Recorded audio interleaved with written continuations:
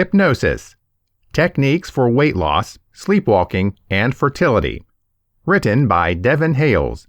Narrated by Dean Collins.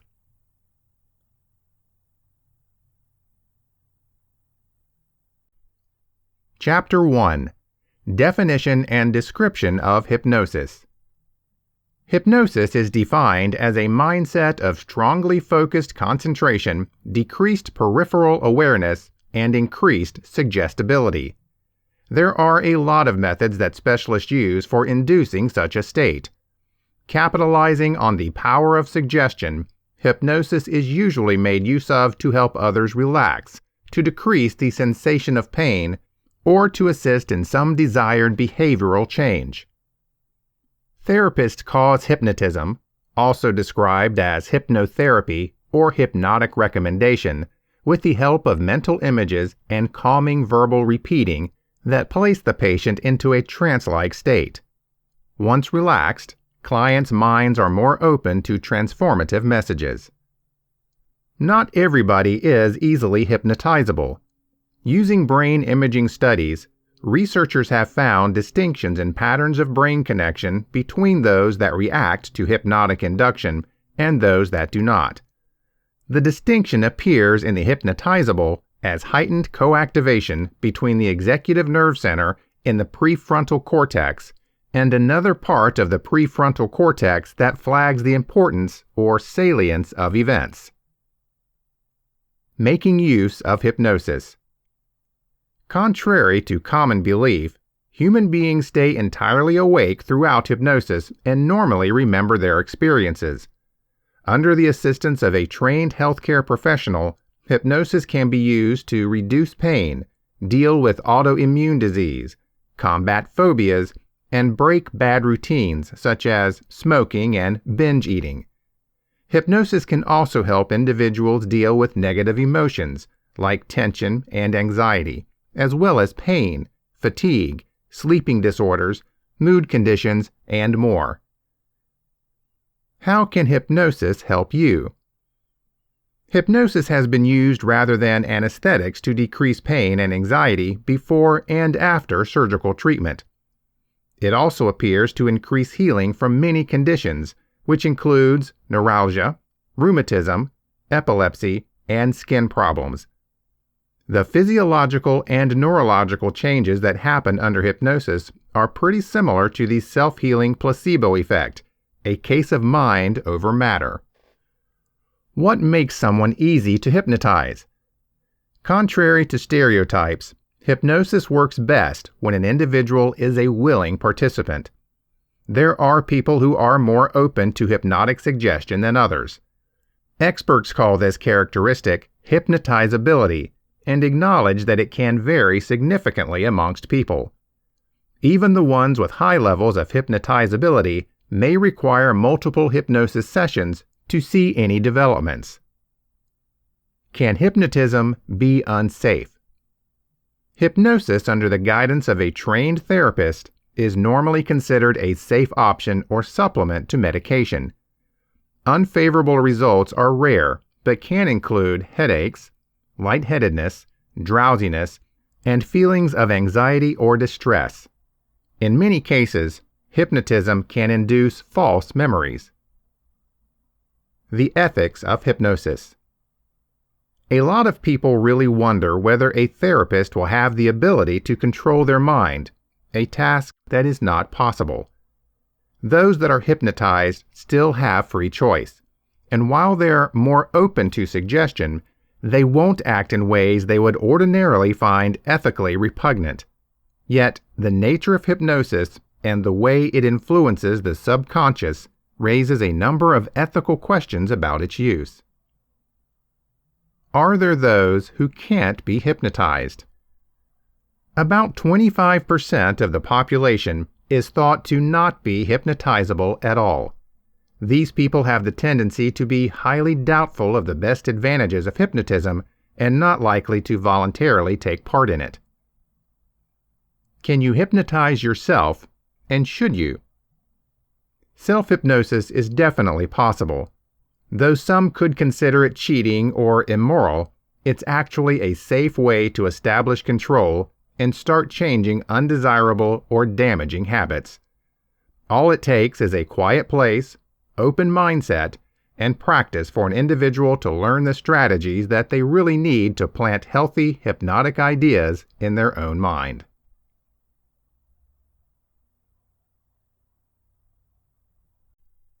Chapter 2. Clinical Hypnosis Boosts Treatment. Your focus shapes your experience. I have much more than a casual interest in the subject of how your focus affects your life experience. For almost 3 decades, I have focused on 2 main domains of professional interest: using medical hypnotism in the short-term psychotherapies and treating depression in individuals, couples, and families. I have written lots of times on depression already, but a blog site on the benefits of clinical hypnosis is long overdue. The field of medical hypnotism has gone through a peaceful revolution from seemingly being a bit more than a party trick to a recognized and vital part of behavioral medicine programs in the finest scholastic and scientific institutions you can name, including, but not limited to, Harvard, Yale, and Stanford. There are sophisticated clinical journals dedicated entirely to advancing scientific practice on the basis of research into hypnotic phenomena. There are national and international meetings dedicated entirely to the subject of how hypnotism informs scientific practice and brightens intricate mind-body relationships. Somebody not familiar with hypnosis could be shocked to discover that hypnotism has undergone a wide variety of empirical examinations, particularly clinical and neuroscientific ones, attempting to better understand how a clinician's words can become the basis for apparently amazing experiences in a concentrated client. Hypnosis includes selective attention, a constricting of focus, and an increased absorption in suggested experiences. Contrary to popular mythology, people soaked up in the experience of hypnotism are totally knowledgeable about what is going on and are fully in charge of themselves. Still, they are deeply focused on listening to and absorbing the restorative ideas the physician introduces, taking them in and using them at more deep levels than they otherwise might. Hypnosis isn't magic. Hypnosis just enhances what goes on in any good therapy when a knowledgeable physician introduces new possibilities to a client seeking positive change. Hypnosis is not generally considered as a therapy in and of itself. It is considered a therapeutic tool for creating a more relaxed, focused, and attentive setting for absorbing the treatment. Therefore, the significant question to ask is not, how does hypnosis compare to cognitive behavioral treatment, or CBT, or some other specific form of therapy, in treatment success rates? Rather, the proper question is, if CBT is performed without hypnotism, and CBT is performed with hypnosis, does the addition of hypnosis enhance the effectiveness of the treatment? The evidence is substantial that the answer is yes. Clinicians reading this blog site might be interested in a comprehensive evaluation of the status of hypnosis as an empirically supported treatment for a variety of medical and psychological conditions, which were published in the April and July 2007 special issues of the International Journal of Scientific and Experimental Hypnosis. No treatment is successful with all people, of course, but the capability of hypnotism to improve treatment for most people is excellent. Hypnosis sessions are most effective when structured according to the special profile of the client. That includes things like the client's goals for the session, attentional capabilities, cognitive style, and personal interests. Typically, hypnosis sessions are about 20 to 30 minutes in length, embedded with the larger therapy session. Hypnotic treatments generally involve directing the client to close his or her eyes, relax, focus intently on the clinician's words, and actively engage in the internal process of adapting the ideas and perspectives the physician offers into a meaningful approach to resolving or changing the particular issues or signs under consideration. As a common example, a clinician may suggest to a client in hypnosis the idea that he or she be more intentional about gathering unbiased info, reality testing, before leaping to an incorrect and self-damaging conclusion, a regrettable but normal cognitive pattern usually related to depression. Of course, this is the exact same practical idea a clinician might suggest without the benefit of hypnosis, but the client's absorption of the message is considerably more rapid and intense when focused in hypnosis. More interestingly, responses occur at levels outside of the client's consciousness that further magnify the hypnotic experience.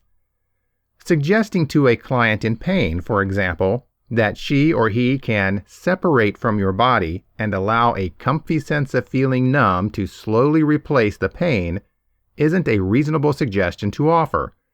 But to the individual in hypnosis, it is one he or she can absorb and react to with the development of an analgesia enough to even withstand surgical procedures done without the application of chemical anesthetics. That's remarkable. How this change in sensory awareness occurs is not fully comprehended at this time. There are neuroscientific research studies going on all over the world utilizing advanced scanning innovations with hypnotized research subjects to try and comprehend how the mind in hypnosis can influence the brain in such amazing ways.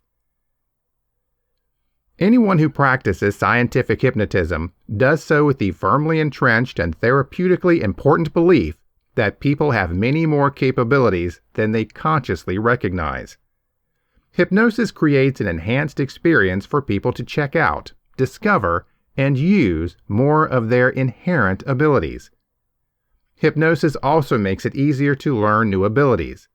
Hypnosis isn't the therapy, and hypnosis itself remedies absolutely nothing. Rather, hypnosis is the car for empowering individuals with the capabilities and realizations that ultimately serve to help them. It is not the experience of hypnotism itself that's healing. It's what happens throughout hypnosis in terms of developing new and valuable associations. There are a lot of ways to use hypnosis in treating depression, consisting of building positive expectations to counter hopelessness, reframing emotion-laden memories, improving perceptual flexibility, instilling better survival skills, and increasing self-efficacy. Hypnosis as a subject of serious research study, both in scientific and neuroscientific domains, is already gaining great dividends. And, as new applications emerge, hypnosis has great potential to help people in ways they may never have considered before. If you want to find out more about hypnosis, you can visit my website, www.yapko.com, for materials and educational links. One piece of guidance. I am obviously encouraging the use of hypnosis as an established means of helping people feel and be better. Still, I am highly promoting that you only look for hypnotism from a well-experienced clinician. You might ask how to determine if someone is certified, and my answer is that the individual must be qualified to do therapy without hypnosis before they're qualified to do treatment with hypnosis. Simply put, only someone with a formal academic degree who is state certified to supply healthcare. The practice of hypnotism is not controlled, and so there are many people out there who do hypnotism with only titles, such as qualified hypnotherapist, despite having no degrees or licenses appropriate to conduct therapy. If you want a regional referral, a pretty good place to start is by visiting the site of the American Society of Medical Hypnosis at www.asch.net, or by calling your regional medical or mental associations. There, you'll find a recommendation list of professionals for you to interview as possible therapists to seek advice from.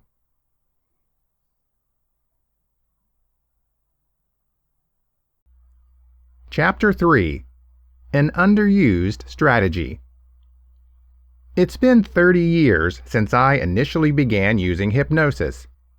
For me, it's been a great restorative tool.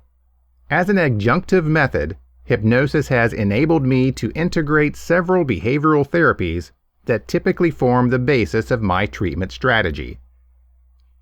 My early education in its use taught me that hypnosis is a method of sustained, focused concentration. Hypnosis enables the subject to process information in a way different from the way it is processed in the routine alert state.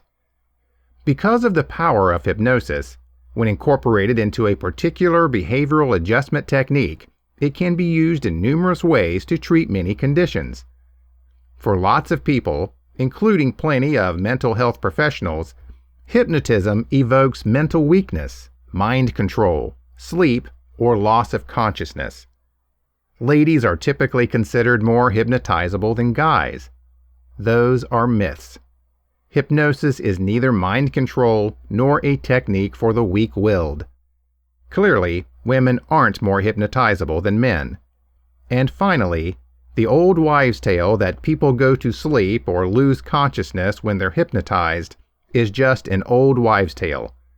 On the contrary, a hypnotized person goes into a highly alert state in which the individual's focus or concentration is heightened.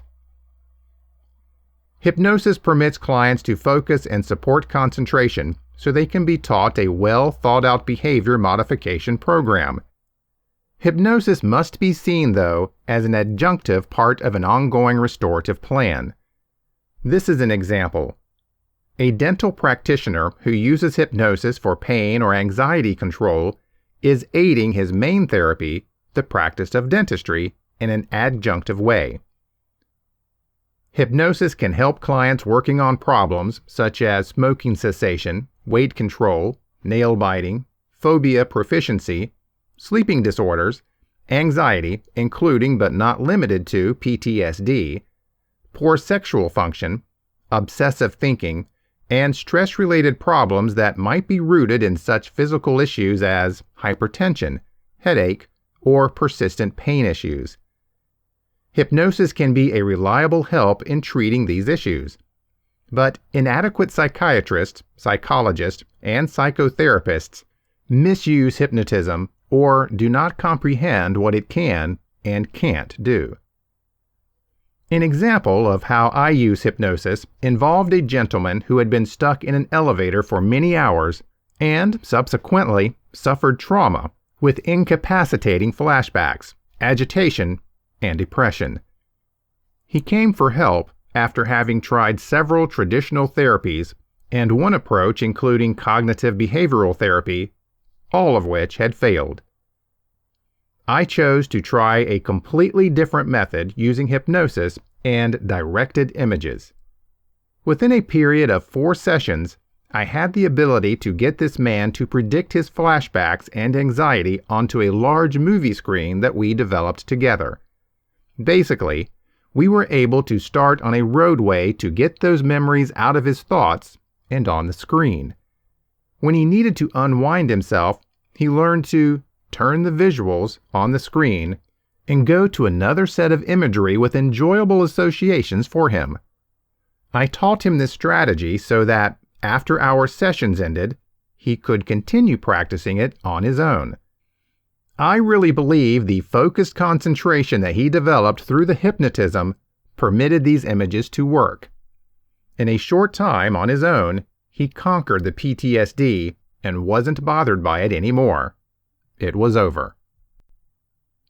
In my experience, if hypnotic techniques are going to work, they will be effective within several sessions. If they don't work for an issue, it may be time to move on to other approaches. There is no need for gizmos or drugs when hypnosis is used. If the patient is hypnotizable, and many doctors can carry out an easy test or tests to figure out this, all that's needed is the individual's desire and the specialist's ability in assisting them into their own hypnotic state. Those of us in psychiatry and psychology are best equipped to deal with hypnosis, but other disciplines may have the ability to do this work too. In general, the goal is the same. Regardless of who is conducting the hypnosis, a favorable restorative result using the primary specialization as the basis of the treatment, as in the dental example. Patients should be aware of the stage therapist who hypnotizes just for the purpose of doing so. That's entertainment, not healthcare. As an official process, medical hypnosis takes training and experience and needs to be used by those who are well aware of the proper uses, strengths, and contraindications. In the mid-1950s, the British Medical Association and the American Medical Association issued a policy statement that acknowledged hypnotism as a legitimate treatment in medicine and dentistry. Arguments surrounding the psychological, physiological, neurochemical, or emotional reactions prompted by hypnosis continue. Up to the present time, though, the mechanism that makes hypnotism effective is either unclear or unidentified. Paperwork of scientific proof of its efficiency is based upon scientific experience and usually anecdotal. Culture, inspiration, trends, belief systems, and hope often get in the medical picture. Many fine educational programs offer workshops and courses in health hypnosis. Contact the Society for Scientific and Speculative Hypnosis to learn about programs offered across the United States and everywhere in the world. Of the many books and short articles I have read and learned from, Hypnotic Trance in Treatment, Clinical Uses of Hypnosis by Herbert Spiegel, MD, and David Spiegel, MD, is still one of the most scientifically relevant and quickly understood. More psychiatrists should be trained in hypnotic strategies. Hypnosis must belong to general psychiatric education, simply because these methods add an important dimension to psychiatrists and the mental health experts' toolbox.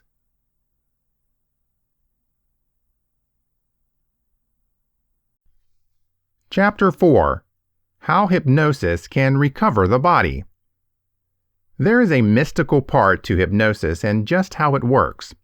Tons of research has been done on it, but still there are many controversies between the professionals of just what happens in a hypnotic trance.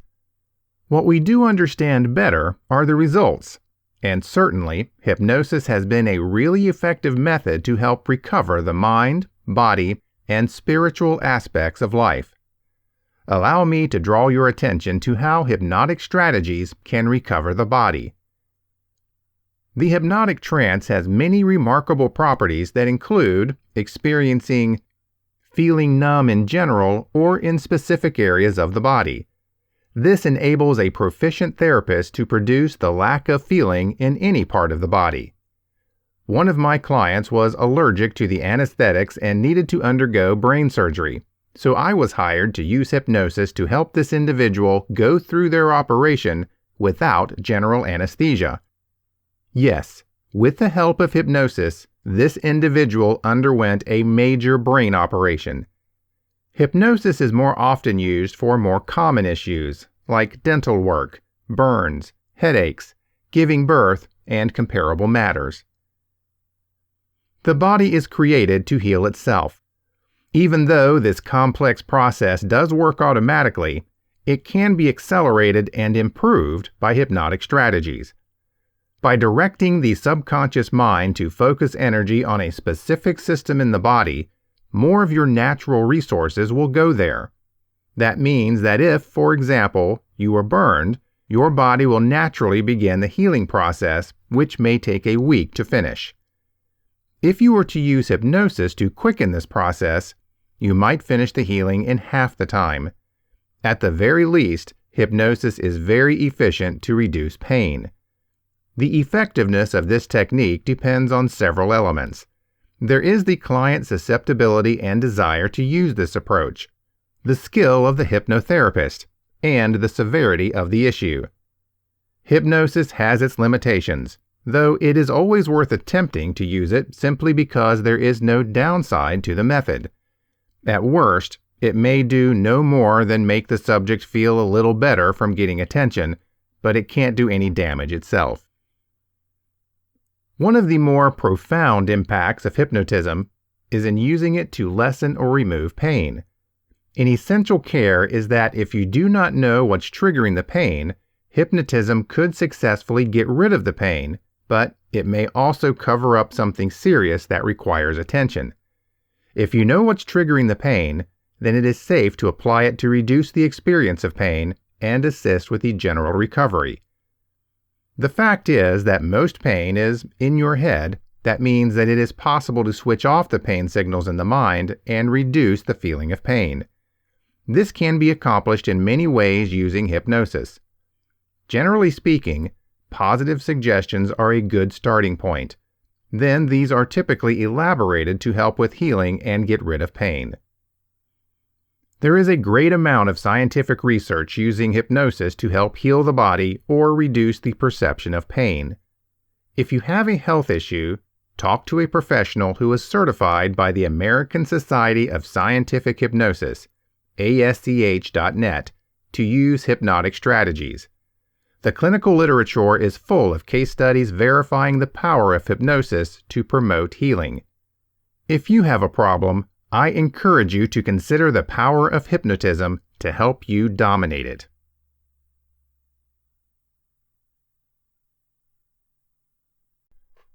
Chapter 5.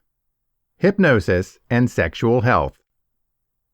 Individuals who experience sex phobias, impotence, or frigidity have in some cases been effectively hypnotized to overcome this fear and thus experience orgasms.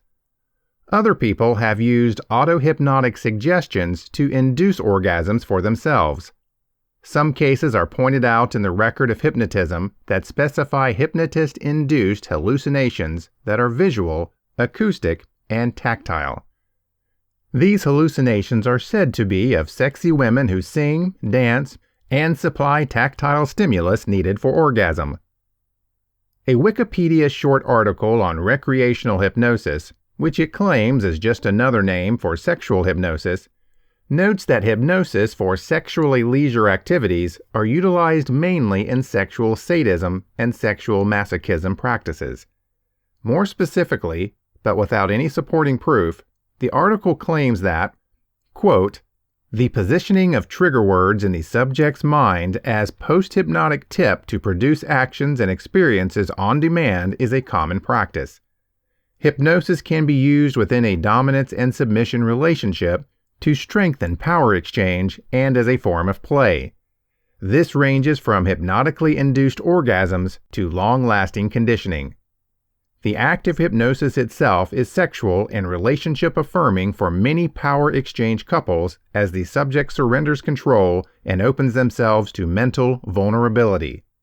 Most people who relate to the submissive side of sexual hypnosis often fantasize about being devoid of obligations or inhibitions and transformed into a person who can freely enjoy sexual satisfactions. Such sexually submissive persona include the slave, female stereotypes like the bimbo, slut, stripper, and imaginary characters from well-known media." Unquote. Hypno-fetishism certainly appears to have a small but significant following online, as there are tons of bespoke online sites consisting of hypno-fetish and hypnotic supremacy and submission stories, both fictional and autobiographical that in some cases include aspects of telepathy and subliminal messaging, and hypno-fetish images, photographs, and videos, and numerous discussion groups and forums. Peter Masters, author of Look Into My Eyes and self-proclaimed expert on hypno-fetishism, notes on his website that, quote, "The preparation for a hypnosis-based sex experience is normally arousing at first through the fetish aspect, and then once the hypnotherapist has directed his or her partner into a hypnotic trance, both can get the benefits from the boosted and more powerful sexual experience of the hypnotized topic. The usage of a shiny pendant, a pocket watch on a chain, or a ticking wooden metronome as the object of focus for doing the hypnosis can add significantly to the enjoyment and anticipation." Unquote. Masters also make some intriguing observations in relation to the stringent dictionary definition of fetish and erotic hypnosis. As I noted in a previous blog on sexual fetishism, fetishes are usually body parts, that is, feet, hair, noses, and so forth, inanimate objects, meaning shoes, masks, etc., or conditions, or weight problems, pregnancy, and so forth, that in and of themselves have a non-sexual focus. Masters noted that hypnosis appears to be entirely non-sexual, but then mentions work by Dr. Craig Hill and Dr. Leslie Preston published in a 1996 issue of the Journal of Sexual Research, showing that, quote, "Over 20% of young people look at sex as being an opportunity to experience the power of their partner, and over 20% look at sex as a chance to exert power over their partner. Plainly, hypnosis is one way they can experience this power, because hypnosis is explicitly someone taking control of another and using that control." Unquote. One thing I know about hypnosis from my own research nearly 30 years ago is that among human beings there's a vast array of hypnotic susceptibility. Hypnofetishism is always very likely to be a minority sexual interest, simply because the degree to which people can be hypnotized depends on many factors consisting of 1. The self-confidence and trust that someone has in letting someone else hypnotize them. 2. The general fears people have about being hypnotized in any capacity. 3. The level of previous experience somebody has of being hypnotized. And 4. The level of experience of the hypnotherapist. I, for one, have never had the ability to be hypnotized by anyone. There are also many ethical questions. This could be: Dr. Don Gibbons, in a brief article on hypnophilia on his HypnoThoughts blog site, wondered to what extent hypnophilia occurred amongst professional hypnotherapists and how many in the occupation are sexually obsessed with the use of hypnosis and use their skill as an instrument of serial seduction. Yet we simply don't know. But as highlighted in Dr. Magnus Hirschfield's case research study above, it definitely appears to have occurred. There are also ethical questions concerning notified sexual authorization. Simply because someone allows another to perform hypnotism on them does not mean that they are granting permission to engage in sexual acts while in a hypnotic trance.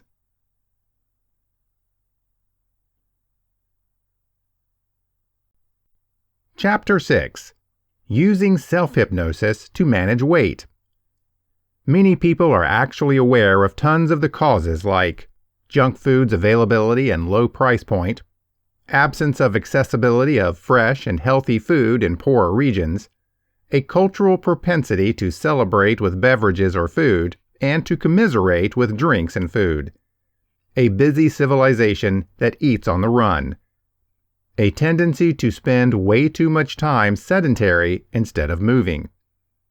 We know all of this, and we know the health problems that appear from being obese and even slightly obese, so the curious part originates from the fact that we know what to do, yet we do not do it.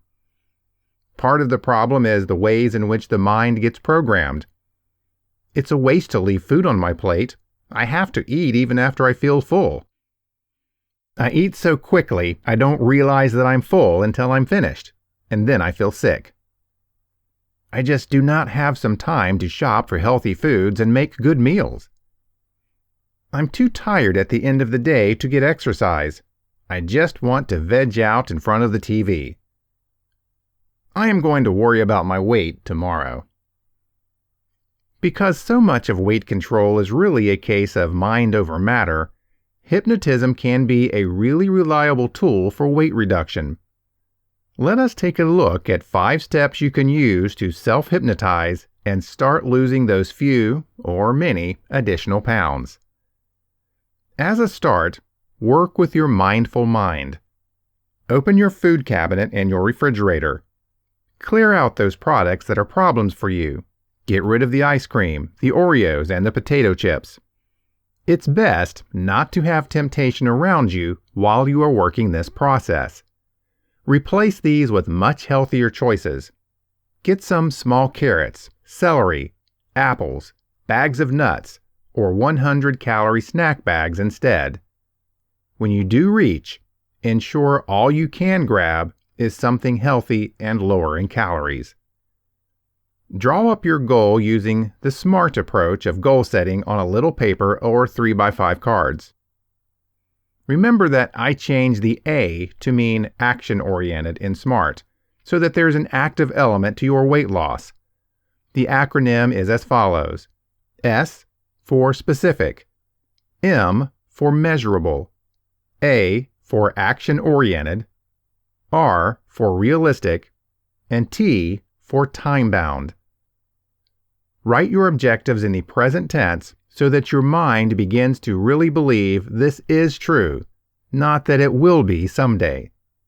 A great written goal could seem like this: I lose 15 pounds by November 30th, and I could do this by changing starch with veggies and walking 2 miles every night between 6 and 7:30 p.m. The more particular and quantifiable the objective, the much easier it is for the mind to move in the direction it needs to. Spend 5 minutes, at the very least 3 times per day, clearing your mind of any thoughts or issues.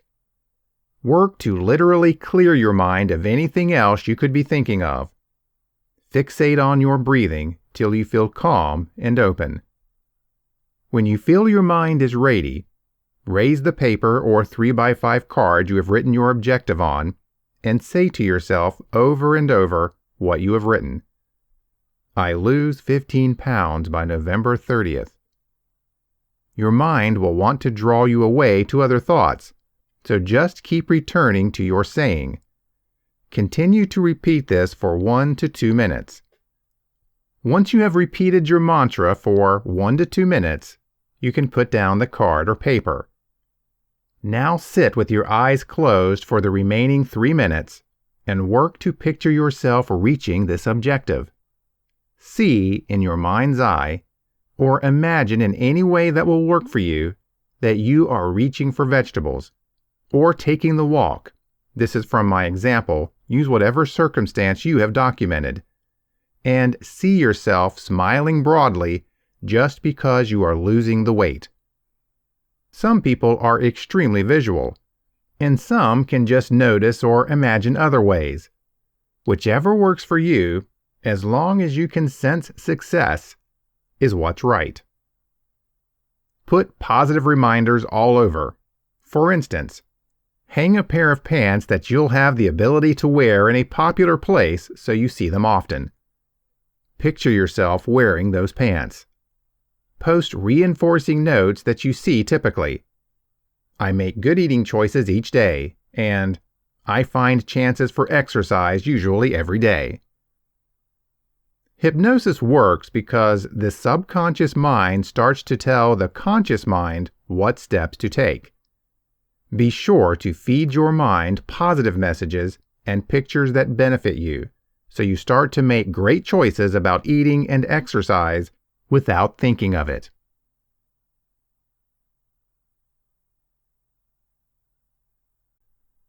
Chapter 7. Hypnosis for Sleepwalking. Sleep professionals use some treatment approaches for sleepwalking. Those include reassurance, precaution, medications, and hypnosis. Both children and grown-ups might experience sleepwalking, and it can happen in almost anybody who experiences considerable sleep deprivation or sleep interruption. It is most typical in kids and tends to decrease in adulthood, although it can persist at any time, particularly if sleep is exceptionally limited or disrupted, maybe because of a demanding work schedule or the start of sleep apnea. Sleepwalking is normally minimal and normally doesn't involve dangerous activities like driving. Oftentimes, all that's needed is to assure the person that is sleepwalking that sleepwalking is typically benign, does not show the presence of a mental disorder, and normally reduces in frequency with time. More treatment is indicated for people with sleepwalking-related unsafe habits, or if the sleepwalking is triggering concern for other members of the household, or if it results in the individual being excessively drowsy throughout the day. Most often, an overnight sleep study is not necessary as part of the diagnostic development for sleepwalking.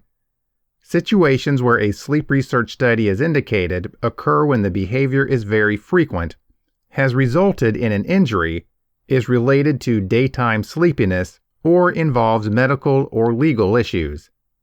There have been forensic incidents associated with criminal behavior performed at the time of an episode of sleepwalking.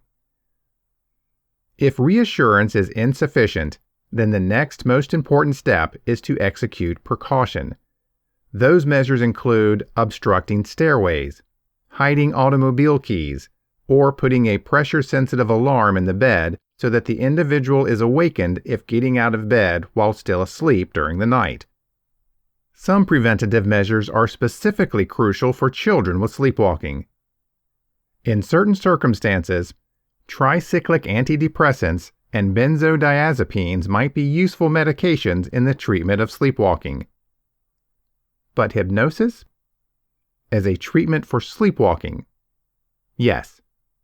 In small research studies performed by researchers such as Peter Horry, Ph.D. of the Mayo Center, results have shown that appropriately evaluated sleepwalking patients can experience substantial improvement with the application of medical hypnosis.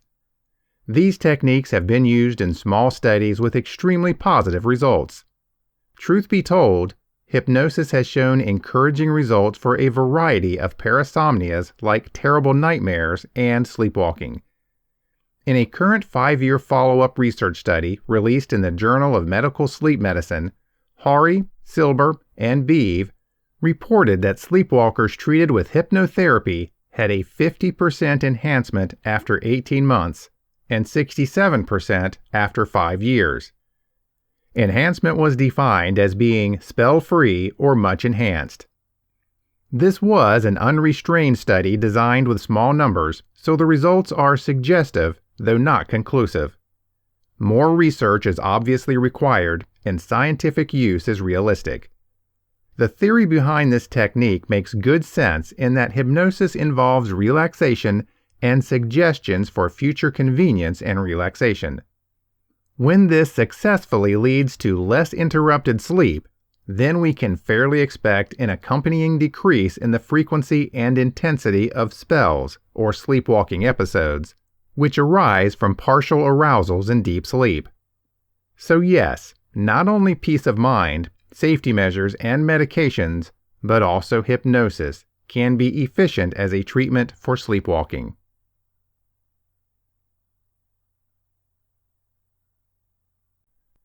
Chapter 8.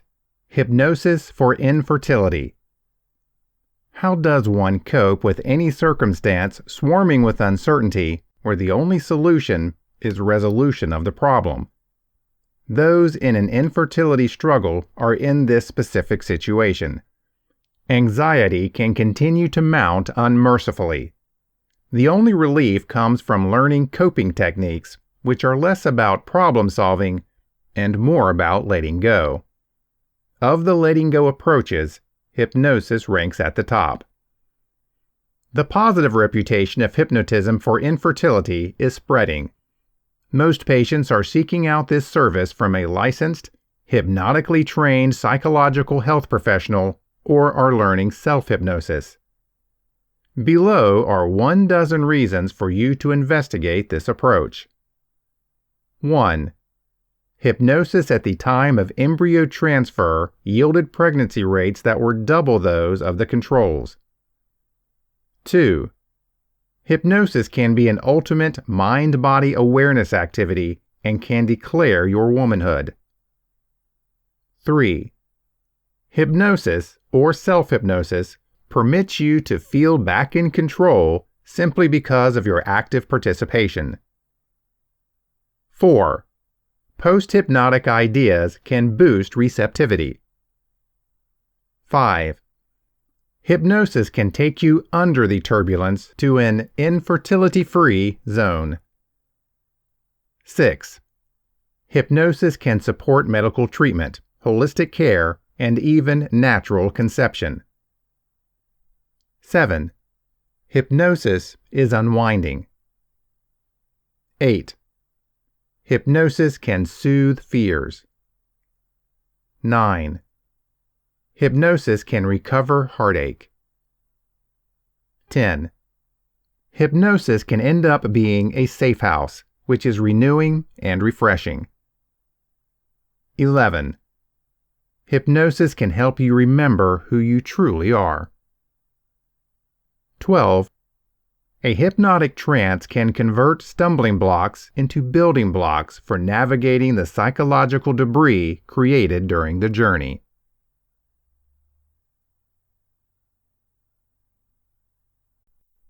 Chapter 9. The Top 10 Psychological Myths. 1. Little Albert developed a serious phobia as an adult and needed treatment.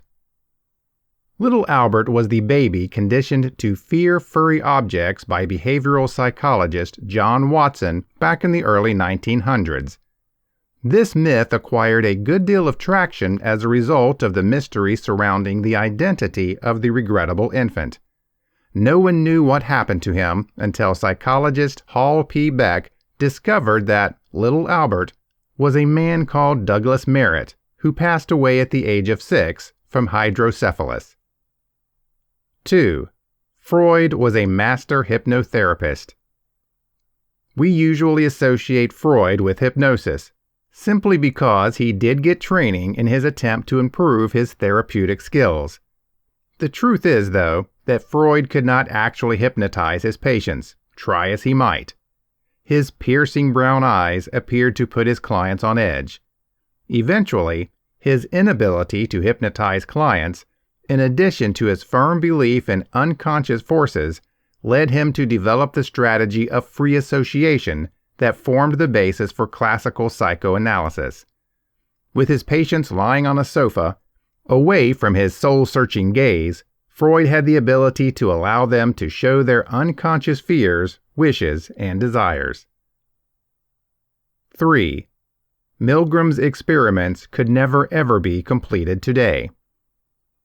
Remember the well-known research study in which subjects thought they were given electric shocks in a learning experiment? Stanley Milgram performed these research studies in the early 1960s, demonstrating that practically anyone, under any conditions, would obey authority. Regrettably, those famous experiments were just recently reproduced. You can see the existing variation of the Milgram experiments in the Science Channel documentary including Santa Clara psychologist Jerry Hamburger. The results on the show, conducted as actual experiments, practically entirely matched the original Milgram experiment. 4. Personality is embedded in plaster by age 30. One of the creators of psychology, Harvard theorist William James, actually believed that personality was fixed by early adulthood. Freud also had faith in the immutability of personality, but it was James who was credited with the embedded in plaster quote. It's not uncommon to find people today who actually believe that we are stuck with our childhood, or at the very least, teen character. Having said that, years of research on personality in adulthood shows that most individuals can change in a lot of ways throughout life, even in their very essential dispositions. 5. Many people cannot recover from a chronic mental illness such as schizophrenia. Along the same lines as myth number 4 is the belief that severe mental illness cannot be effectively dealt with. Yet, as is really true for myth number 4, people can overcome their early life characters or perhaps forms of psychopathology. If people with schizophrenia receive current treatment during their severe phase, over 40% can recover, meaning have no symptoms or hospitalizations and at least part-time work, for 1 or more years at a time. Some individuals with schizophrenia can even show complete recovery for the rest of their lives. 6. The eye is a lot like an electronic camera. You could believe that the retina records everything it sees, though upside down, but in fact, the retina records patterns on an on and off way. As the retinal cells send information up to the brain, the signal is continually refined, but it never physically resembles the objects that you see. Initial psych books unfortunately perpetuate this myth by demonstrating the object dealing with the eye appearing upside down on the back of the retina. In actuality, we build the images we see in our world by putting together the data in the higher regions of the brain, not the back of the eye. 7. Many people watching the Cat Genovese murder, source of spectator influence research, did not offer help. The notorious murder of Cat Genovese in March of 1964 in front of lots of passive spectators stimulated research by social psychologists John Darley and Bibb Latané to investigate the principle of diffusion of responsibility. Darley and Latané's research showed that the larger the number of bystanders, the less likely any one person is to help. Having said that, the true Genovese story didn't play out rather as described in most intro psych books. Truth be told, lots of people tried to help and were unable to due to the fact that the lethal assault did not take place right in front of them. Even though there is still validity to the bystander effect, its beginnings in this case are more mythical than real. 8. Rejection is a bad way to manage stress. We are typically told to get a grip on reality as a way to manage our issues, but this is only at times true. When a scenario is unchangeable, you are better to use a so-called emotion-focused coping strategy, such as focusing on the positive or pushing the circumstance out of your awareness. If a person has taken a treasured possession of yours, and you know there's no chance to get it back, your mood will only worsen if you ponder over the experience. Having said that, if a situation is adjustable, then it would be a bad idea to disregard it. If you know who took your possession, but are scared to confront this person, you could use problem-focused coping. This would include developing a strategy in which you come up with possible strategies, assess them, and after that, put one of them into place. There is no one best way to manage stress, so you are best off if you openly adapt to the circumstance by utilizing denial or other ways to feel better, or taking action. 9. Experiencing a déjà vu means that you are clairvoyant. The phenomenon of a déjà vu refers to a feeling like you've seen something before that you have not. People who experience a déjà vu think that they may have special psychic powers. You could feel that you've seen a situation you are in now at an earlier time, such as in a dream, and that you're, because of that, operating on some type of precognition. However, many people's déjà vu experiences reflect faulty source memory. Maybe you have had this feeling when you have ordered coffee from your regional barista. You're sure this has happened to you in a dream, and now it is going on in real life. Yet the chances are that the situation is just close enough to real experiences you've had many times before that it's just an old memory whose source you can no longer place. 10. Skinner's child was raised in a Skinner box and grew up having severe psychological disruptions. I've saved one of the most mythical of the myths for last. Perhaps you even heard this one in class, though I hope not. The truth is that Skinner built a baby crib for his younger daughter that resembled a box, but it wasn't a box like the ones he used for training pigeons. Instead, it was intended to keep her warm and draft-free. No food pellets were given and no shock provided.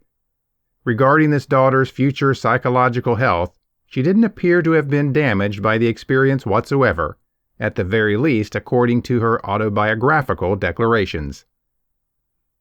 As you can see, psychology has plenty of amusing and useful surprises. I hope that by debunking these myths, you'll be prepared to use the essential knowledge from our field to promoting the understanding of conduct.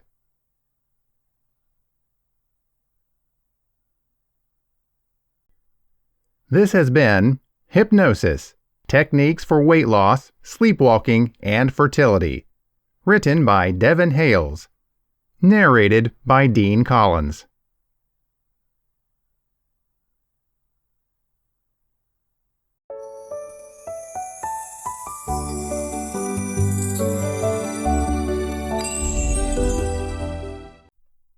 Hypnosis: Self-Hypnosis, Hypnotism, and Psychedelic Dreams, written by Devin Hales, narrated by Dean Collins.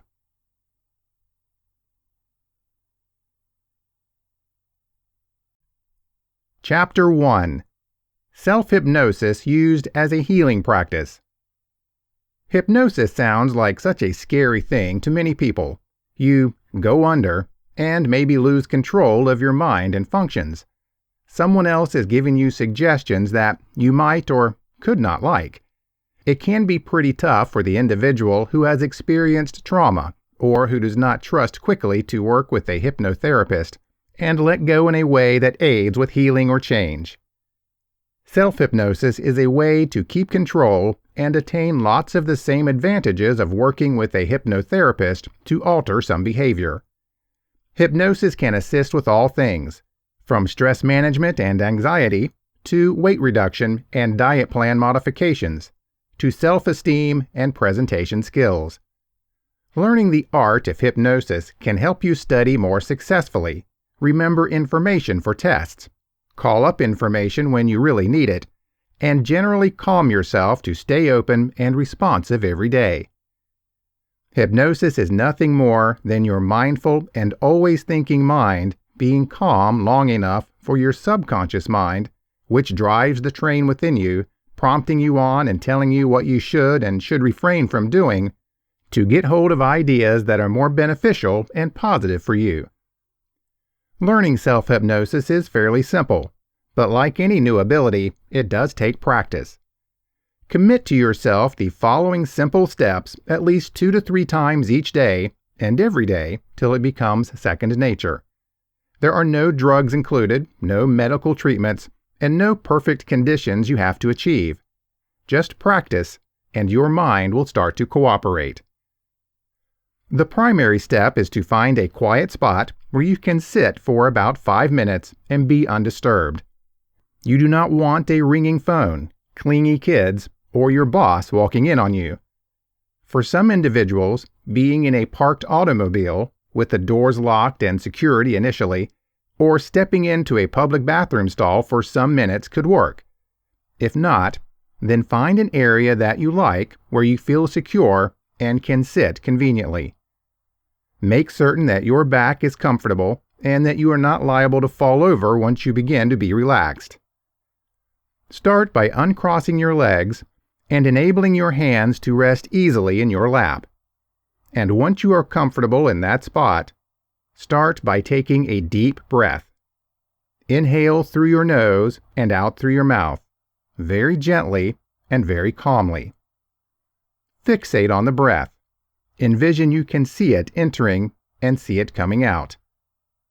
Take 2 more deep breaths, and on the 3rd breath, when you are breathing out, close your eyes.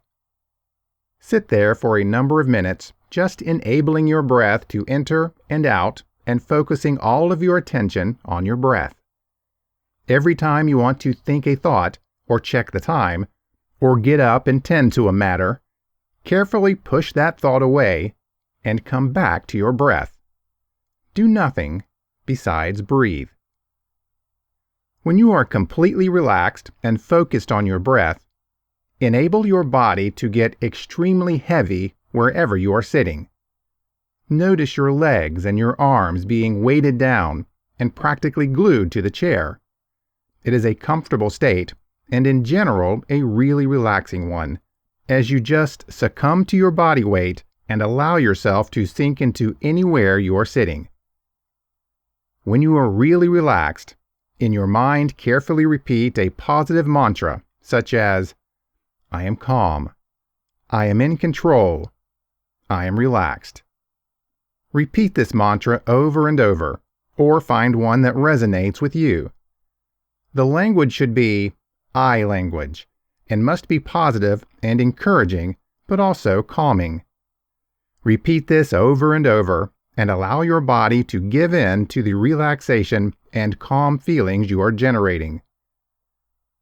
When you have reached your 5 minutes, you could have to use a timer the first session, but in time your mind will let you know when 5 minutes are up. You are going to start to feel energy going back to your body. You're going to focus on each limb and body part and send energy and self-confidence to that part. And you're going to take 3 more deep breaths. Again, in through your nose and out through your mouth. Count slowly backward from 10 to 1, and when you reach the count of 1, open your eyes. Allow yourself to sit there for a couple of minutes and enjoy the positive experience of giving yourself this crucial time. This process isn't the same as meditation because it is more active. You're engaging your mind and your body, but doing it in a calm and focused way.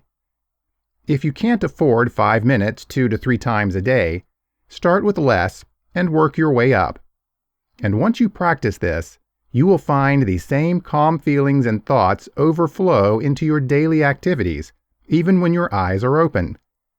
It can be a great remedy for tension, anxiety, and worry. And it doesn't cost anything except 15 minutes of your time.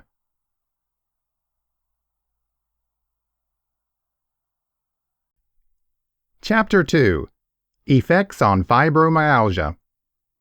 Much of the sensation, whether it is hot, cold, wet, or pain, can be customized using hypnosis. I paid my way through medical school as a Children's Health Center extensive care systems nurse, and learned hypnotism in health school. My objective was to help reduce the pain of dressing changes being done for kids in the burn systems.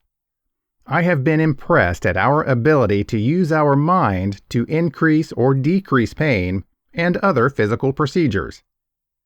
In this study, functional MRI scans were done to search for activation of pain parts in those with fibromyalgia. Remarkably, just suggesting that pain would lower did reduce both the pain and MRI changes. This suggests that the tips your physician gives you, for example, "there's hope" versus "nobody can get you well," end up being self-fulfilling predictions. As a matter of fact, statements like "nobody can get you well" used to be called putting a curse on somebody. However, that is what doctors usually do, ignoring how their words have the power to hurt and also heal. What makes these curse statements by clinicians so bad is that they're totally wrong and born of ignorance. Lots of the doctors nowadays know almost solely of only the most costly medications, surgery, and procedures. They really believe this puts them scientifically on the cutting edge, not recognizing that what they think is science is truly slick marketing by drug firms masquerading as academic activities. A quick check of which firms sponsor a conference and what portion of speakers are endorsing those kinds of companies' items for huge bucks should rapidly disabuse one from thinking the conference is much more than an ad. Journals are even affected by the drug advertising. Ever wonder why you never see any advertisements for vehicles or golf clubs in medical journals? No one would be insane enough to pay you for these advertisements, except that it buys good relationships with the journal's handlers. The silver lining to this issue is that the clinical literature is also filled with studies demonstrating reliable treatment for many untreatable medical issues. These are usually so cheap, though, that doctors never ever hear about them. They have a tendency to be in tinier journals with less drug advertisements. So what the physician is truly saying is that there are no extremely expensive medications for your problem that the drug company propaganda has indoctrinated me about, so I cannot help you. Tell them thanks for their candor, and go look for a holistic doctor who has taken a look at the rest of the science, and who generally can help. See the American Board of Holistic Medicine to find a health professional. In order to do your own medical sleuthing, get a medical report on your illness from Jan Guthrie at the Health Resource. I never cease to be surprised at studies they find demonstrating help for untreatable problems. But back to the research study. Tips of pain relief given under hypnosis were a lot more reliable at decreasing pain sensation and the amount of stimulus of pain parts in the brain. All this goes to show that your ability to impact the outcome of your illness should not be undervalued. Actually, a very big part of the art of medicine is dealing with you to activate your own internal healing abilities. That medication has derisively called your ability to influence healing the placebo effect, suggesting that only the physician has the power to help you, and that anything you do by yourself shows you're crazy, demonstrates how strongly the medical facility works to disempower you. However, you do have the ability to typically recover yourself given good info. As it has been said over and over again, knowledge is power.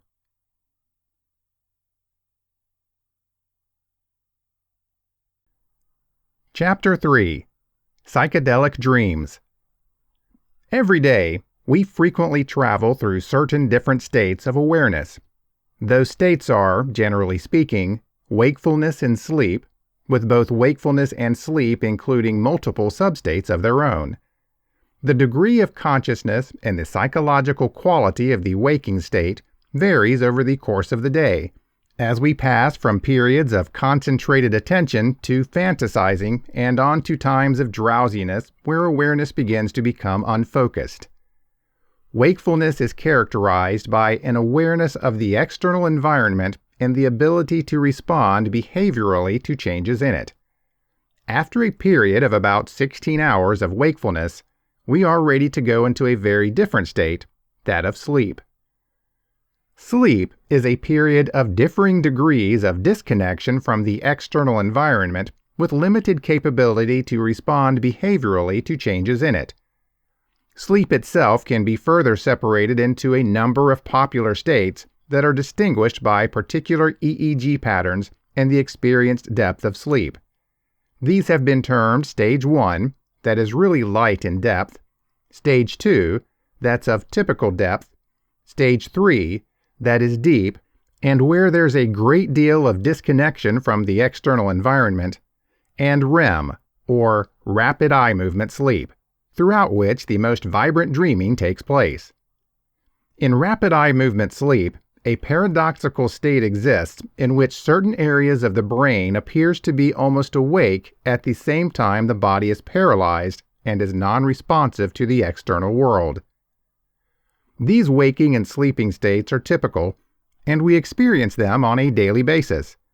There are also states of awareness that we can experience while awake that are distinctly different from the usual waking state, and they actually bear some resemblance to the dream state that happens during rapid eye movement. These have been called modified states of consciousness, or ASC, and include, among many others, states of hallucination, trance, meditation, hypnosis, and intoxication with certain kinds of psychedelic drugs. The drugs most related to creating ASCs are called hallucinogens or psychedelics. The term hallucinogen is rather deceptive, as these compounds only rarely occasion proper hallucinations in which the individual does not realize that what's being experienced has no basis in external reality. More often, these compounds give rise to profound changes of feelings, thought procedures, and feelings that the person understands are being caused by the substance. Oliver Sacks, the popular neurologist, gave an example of an appropriate hallucination that he experienced under the influence of Artane, a synthetic drug that is a lot like belladonna. He describes how he took a substantial dosage of the drug and waited for something to happen, but only found his vision ended up being rather blurry and he had difficulty reading. Absolutely nothing else appeared to take place. Then, two of his friends knocked on his front door, he welcomed them in, asked what they wanted for breakfast, and prepared it for them while speaking to them. When he took the breakfast in to where they were sitting, he found an empty room. He was stunned by the awareness that they had never been there. He was frightened because in his experience with other drugs, such as LSD, he had always been well aware of what was taking place, even as the world was changed. But with this drug, the experience seemed completely real, and he could not tell until later that it had not actually occurred. Before the drug wore off, he had some more experiences after the one described above, including some involving fictional or imaginary talking bugs and helicopters. There is some significant debate about which drugs should be considered hallucinogens, and you can find several classification plans that consider chemical structures, brain receptors impacted, and the phenomenology of the states produced to decide whether or not to include a drug in this classification. The term psychedelic, which is usually, but not always, used synonymously with hallucinogen, was created by Humphrey Osmond in 1956, and is originated from the Greek words psyche for mind and delos for visible, and actually means mind manifesting or mind exposing. Groups of compounds that have this property of revealing psychological procedures and are included by one authority or another as hallucinogens are the psychedelics, enactogens or empathogens, cannabinoids, dissociatives, and deliriants. These compounds have historical, cultural, and phenomenological connections and have long been included in the category of hallucinogens. The substances that most totally supply the psychedelic experience without significant added results, such as the kind of delirium reported by Dr. Sacks above, have been described the timeless hallucinogens or classic psychedelics. This group of drugs primarily act as agonist or partial agonist on subtype of serotonin receptors known as the 5-HT2AR. Popular members of this category are LSD, psilocybin, mescaline, and DMT. Those substances have the ability to substantially change psychological functioning in a way that illuminates aspects of mental functioning, or as Groff in 1975 said, these drugs function as a nonspecific amplifier of the unconscious. They are currently under active investigation as potential treatments for a host of psychiatric issues, including treatment-resistant depression, anxiety connected with terminal illness, drug addiction, and PTSD. Most of the civilizations throughout history and around the planet have used modified states of consciousness as ways of gaining knowledge, transcending everyday experience, and healing health problems. Today, modern-day Western science is investigating these as tools for transcendency and healing. As I mentioned above, many altered states of consciousness, including states produced by this class of drugs, remind us of the dream state. Do they, in fact, produce an experience that could be referred to as a type of waking dream? A connection definitely exists between the fundamental neural structures of dreaming and, on the other side, the psychedelic state produced by psychedelic drugs. As we should know, dreaming occurs as a consequence of the collaborated actions of specific brain subsystems. Significant areas involved include the pontine tegmentum, thalamic nuclei, and the limbic system. While these parts are more active throughout dreaming, the dorsolateral prefrontal cortex, the parietal cortex, and the posterior cingulate cortex show decreased activity. There's also greater functional integration between temporal occipital areas with the amygdala than occurs in wakefulness. Therefore, the visual elements of dreaming belong to the temporal occipital cortical parts, while activity between the limbic system and the orbitofrontal cortex is associated with the psychological elements of dreams. And because of this, it is fascinating to bear in mind that the processes that produce dreaming are related to activity in the 5-HT2AR system. The deactivation of these areas in the prefrontal cortex could be moderated to some degree by 5-HT2AR activity. 5-HT2A receptors exist in significant densities in neurons that predict into the prefrontal cortex and sensory association parts of the cortex. Serotonergic psychedelics have their main action at the 5-H2A receptors. The influence of these drugs is a downregulation of dorsolateral prefrontal activity along with upregulation of the sensory association areas. This is extremely near what happens during dreaming. So we have the long-standing recognition of the similarity between the ASC brought about by psychedelic drugs and REM sleep dreaming and some intriguing neuroscience discoveries that show a prospective association between the brain mechanisms behind both dreaming and these ASCs.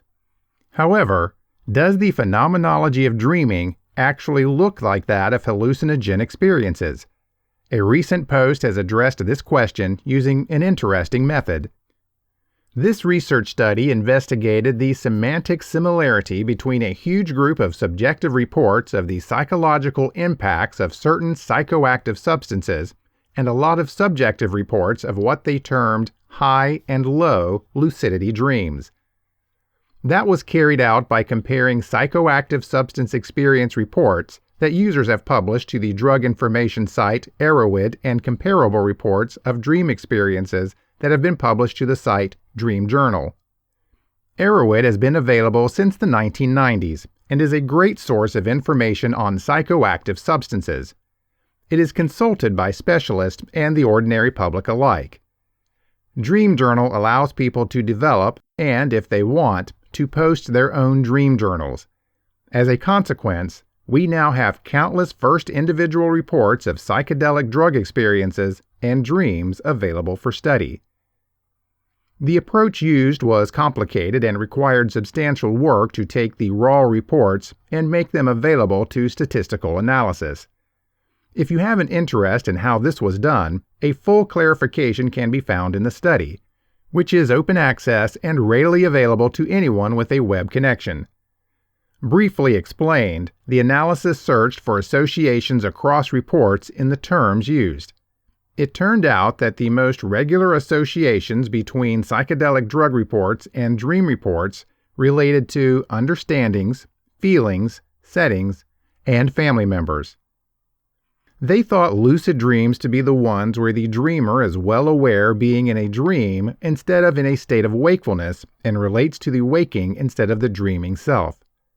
Low lucidity dreams, on the other hand, were considered to be those in which there is a loss of the sense of personal agency and control with a disassociation between the first-person point of view and the physical self of the dreamer, decreased top cognitive function, and increased emotional reactivity. They tried to find the degree of semantic similarity between the drug experience reports and the dream reports. There were 165 different substances evaluated from the Erowid reports. Those substances could be identified as being serotonergic psychedelics, enactogens, such as MDA, known on the street as ecstasy or Molly, that triggered an increased awareness of feelings and promote some feeling of connectedness to others, dissociatives, such as PCP and ketamine, deliriants, depressants or sedatives, stimulants, antipsychotics or antidepressants, monoamine inhibitors, at times used as antidepressants, onerogens, substances triggering dreams, and others. Each drug could be considered to be in up to 2 categories depending on its results. The top 5 drugs that were connected with experience reports that shared the greatest resemblance to high lucidity dreams were, from first to last, LSD, Lophophora williamsii, peyote, Datura, a deliriant, psilocybin mushrooms, and cannabis. The leading 5 for low lucidity dreams were Datura, LSD, Brugmansia, a deliriant, Lophophora williamsii, and marijuana. LSD, Lophophora williamsii, and psilocybin mushrooms belong to the classical psychedelic or serotonergic classification. Datura and Brugmansia to the deliriant category, the same one that produced Dr. Sachs' hallucinations, and cannabis, which can be considered a depressant or sedative, other, or as above, a substance with some psychedelic properties. MDMA, an enactogen, and ketamine, a dissociative, together with the compounds in these categories, ranked in the leading 20 compounds as well. Drugs with the least association with high lucidity dream reports were barbiturates, used in the past as sleeping medication, antidepressants, and pain medications. The list was similar for low lucidity dream reports.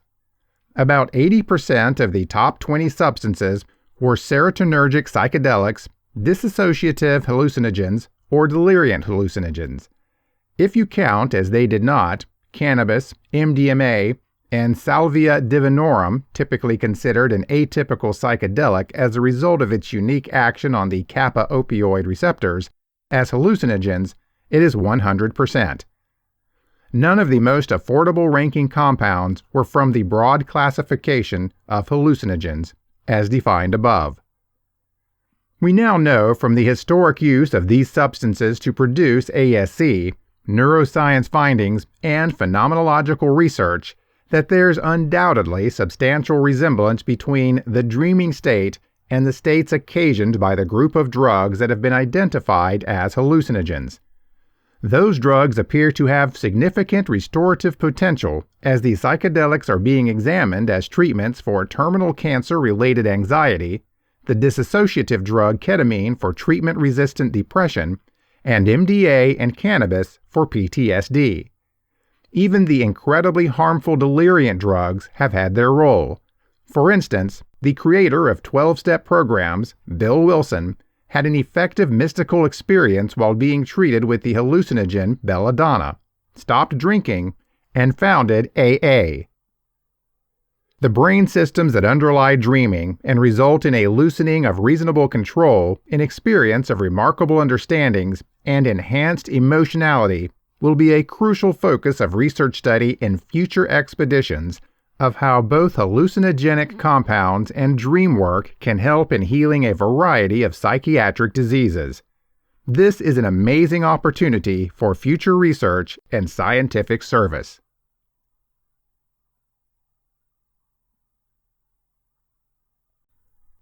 Chapter 4: Self-Hypnosis for Everyday Life.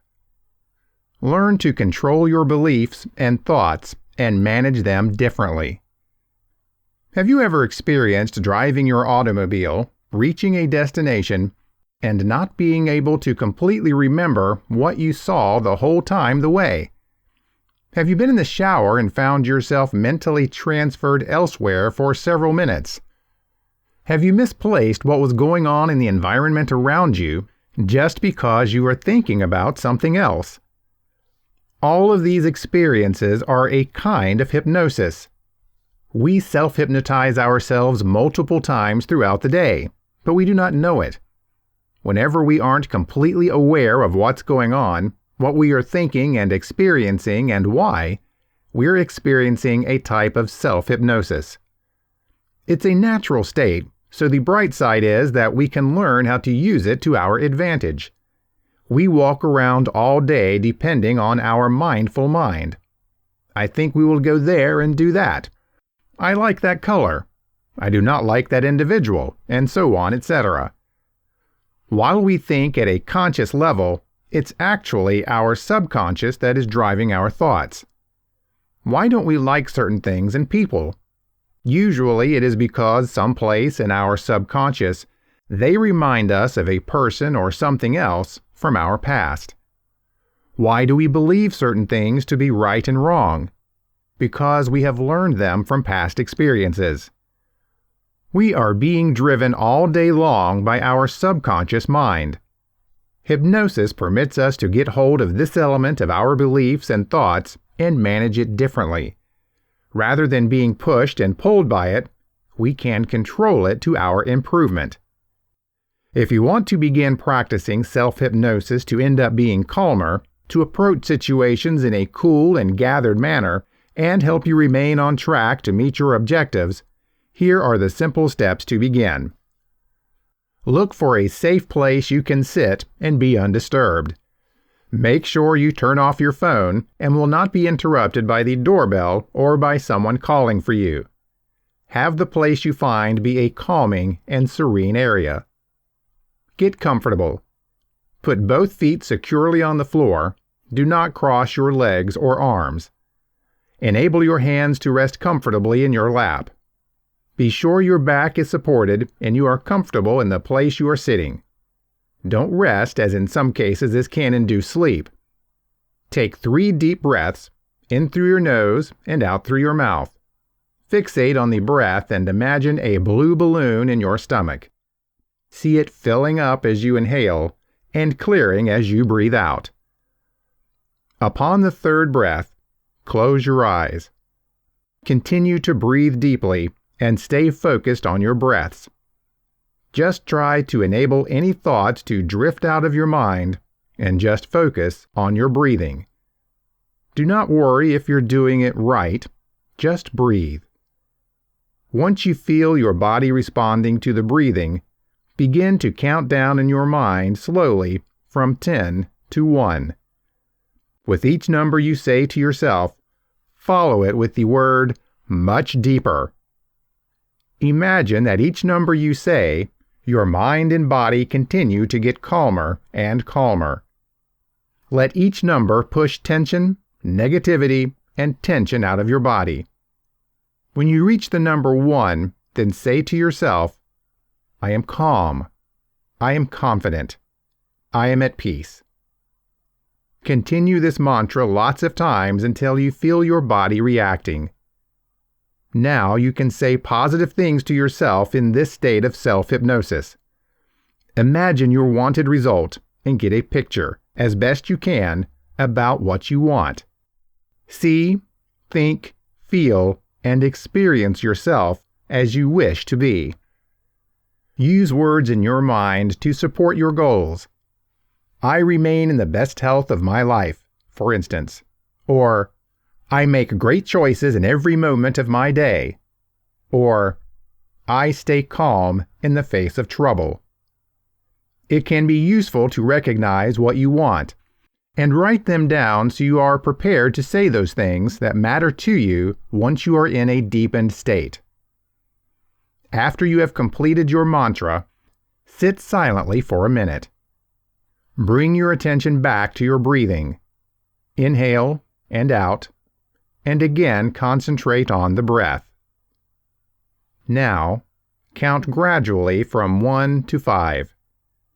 With each number, imagine energy returning to your body. You feel in good health and rested. You are ready. The entire process must take no more than 3 to 5 minutes. Practice this as many times as you can throughout your day. And keep in mind, you can always stop briefly, wherever you are and whatever is happening around you, and choose to breathe and say your mantras over and over again. That is the nice thing about getting practice doing this. You can hire it any time you need it.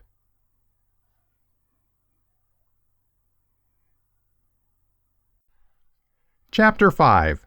A Basic Self-Hypnosis Strategy for Procrastination. As a cognitive psychologist, absolutely nothing makes me happier than finding tools that actually facilitate real change in people. Explaining how to change is easy, and most of my clients will tell you they comprehend what they are supposed to do. Nonetheless, they usually just can't appear to make themselves do it.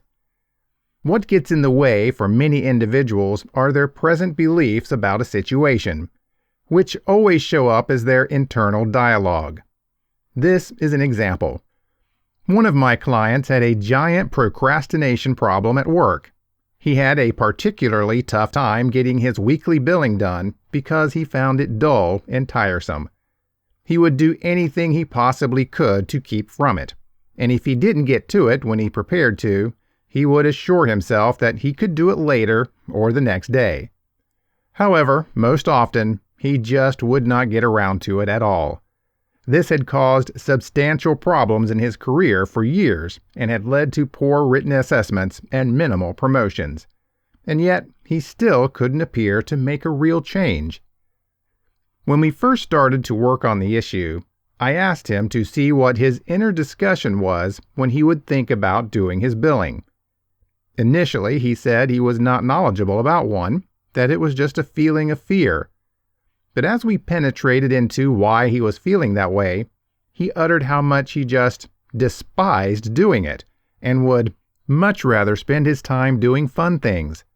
Yet he recognized that even the fun things he did were less enjoyable when he always had the feeling of dread hanging over his head all day. Because he had hated this job for such a long period of time, he had built it up in his head to be something that was an unpleasant activity, and this belief then led to the feelings of dread and overwhelm any time he considered it. Those emotions subsequently led to avoidant conduct. When I asked him whether it was actually that bad, he acknowledged that it wasn't and that it was rather simple work.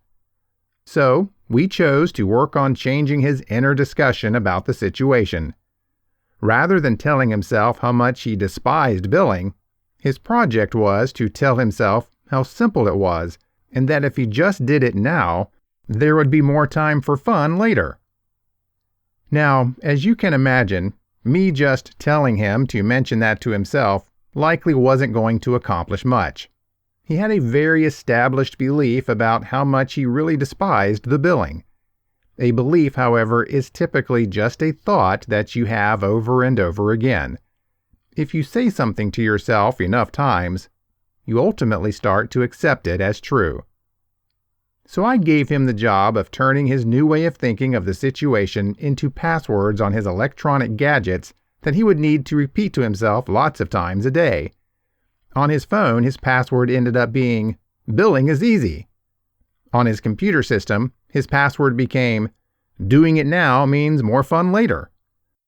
On average, he typed his password for both devices at the very least 10 times or more a day. This meant he was not only repeating these expressions over and over periodically throughout his day, but he was also encoding these phrases in his brain using tactile touch as he typed on the keyboard. The more deeply something is encoded into memory, the more readily available it will be for retrieval when needed for recall. The repetition worked as a kind of self-hypnosis, or reprogramming for his beliefs about the situation. In about 1 month, my patient began to report that the gut feeling of dread and overwhelm had vanished, and he was doing his billing on an almost day-to-day basis rather than letting it accumulate and waiting till the end of the month.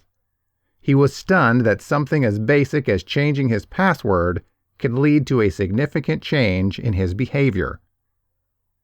As his issue with procrastination around billing started to resolve, he tried to find other areas of change he wanted to make in his life and created passwords that would serve as new beliefs he wanted to internalize. Here are some ideas for creating a password that you can use to reprogram some of your own thinking. 1. Choose a password expression that is true. In my patient's case, he knew billing was actually easy. He was just making it hard in his head. So simply because it held true, repeating the phrase "billing is easy" over and over didn't produce internal resistance. If he had tried to make his password "I really love billing," that wouldn't have resonated as true because he actually hated it. 2. Choose a phrase in the presence of tense. Your brain forms visual and sensory images around the presence of something. For instance, if you tell yourself not to smoke, you will picture yourself smoking. If my patient had used the password phrase, "I do not hate billing," the word hate is what summons the feeling. But instead, using "billing is simple," the word simple is what exists in the phrase, and the mind associates visual and sensory images that go with easy. 3. Keep it as short as possible. Boil down the thought to the lowest common denominator, so to speak. Concise is more remarkable and not as likely to give you carpal tunnel. 4. You should use punctuation for some emphasis. Punctuation marks carry associated psychological images and energy in our minds. "Do it now" has less psychological impact than "do it now!" exclamation point.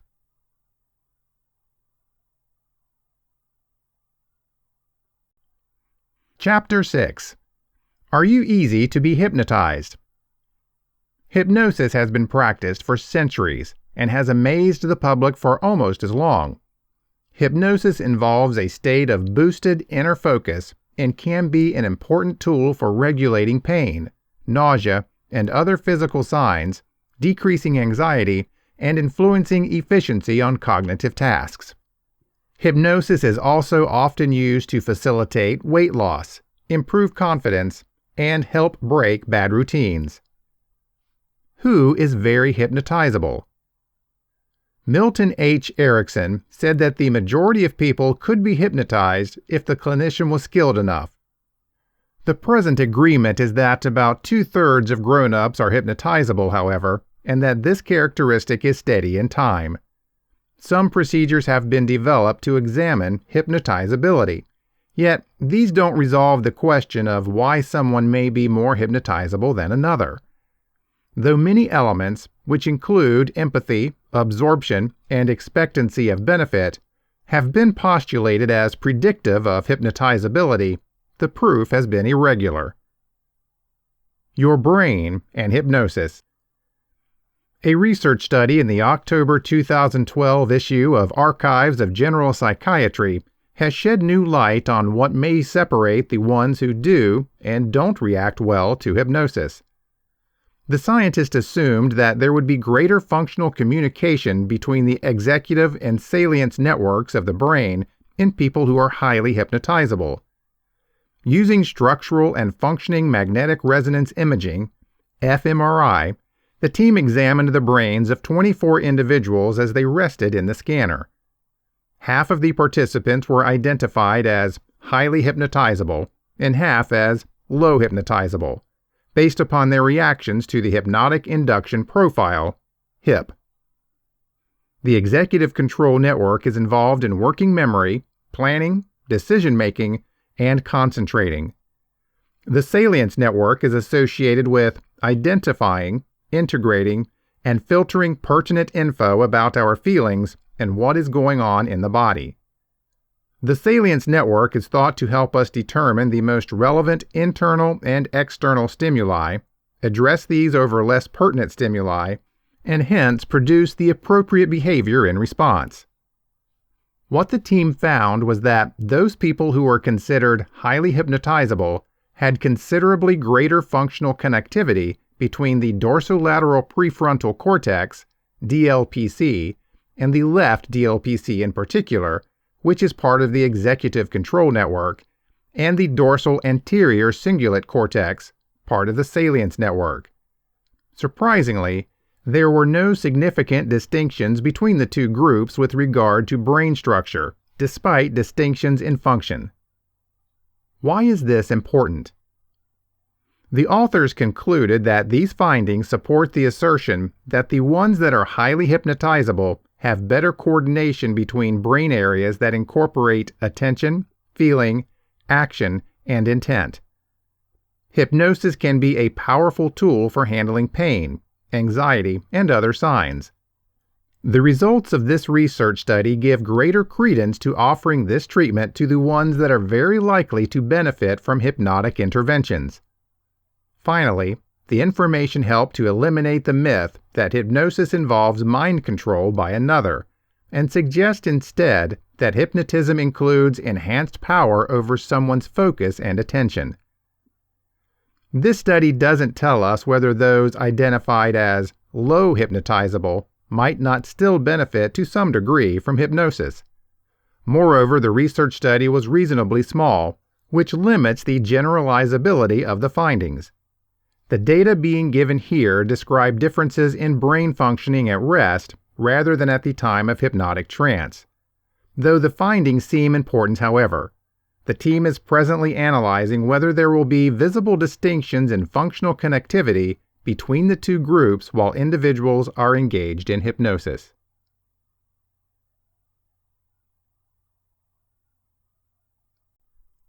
Chapter 7. Hypnosis as a Treatment for Physical Pain. 1 out of 3 Americans has an opioid prescription if they are in need of pain control. According to the National Institute on Drug Abuse, more than 130 people in the United States die each day after overdosing on opioids. In 2017, an approximated 1.7 million people in the United States suffered from drug abuse conditions related to prescription opioid pain relievers. Opiates are indicated and effective for acute pain control. They are meant to be used for some days only. Taking opiates for longer than 3 days can be very troublesome in that the chances of getting addicted start increasing. As the drug wears off, you get rebound pain, and then pain seems to become worse. That's what gets people addicted. Did you know that pain influences more Americans than diabetes, heart disease, and cancer combined? That pain is the most common reason Americans access the healthcare system. And that chronic pain, pain that persists for longer than 6 months, is the most typical cause of long-term handicap. So you see, there's a remarkable need to use non-pharmacologic ways to help people handle pain. An alternative has been around and used successfully for centuries, and it does not kill people, isn't addictive, and can be very efficient. At the 2018 World Economic Online Forum, Stanford psychiatrist David Spiegel, MD, lectured on replacing opioids with hypnosis for discomfort treatment. He began his talk by saying, "There's a prejudice in modern-day medicine that the only real interventions are the physical ones." He continued to say, "Self-hypnosis is a powerful, disregarded means that could have a considerable effect on the opioid crisis." The majority of us have used a hypnotic interference for pain control. Remember when you kissed a child's boo-boo and made it all better? Did the kiss actually heal the wound? So let's speak about pain and why hypnotism can help. In 1664, Descartes proposed that pain is a lot like a bell-ringing alarm system whose sole purpose is to indicate injury to the body. What does that suggest? It means that when you just hurt your finger, your body sends out a signal to the brain mentioning that something has happened which needs further attention. The pain is a signal to get you to secure that finger from more damage and to take care of it. As you see, pain is an important and necessary sensation created to notify you to a problem in a particular area of your body. It's neither good nor bad, it is essential. Persistent pain causes discomfort long after everything that could be done and should be done about the health issue that triggered the pain has been attended to, and it, for this reason, no longer serves a function. The experience of pain differs from person to person just because the brain influences our experience of pain. How we interpret pain is affected by age and sex, memories of prior pain, emotional and psychological states, expectations of and attitudes toward pain, beliefs, values, and childhood, social and cultural impacts. What is hypnosis, and how do we use it to treat pain? Hypnosis is just a state of focused attention. That is it in a nutshell.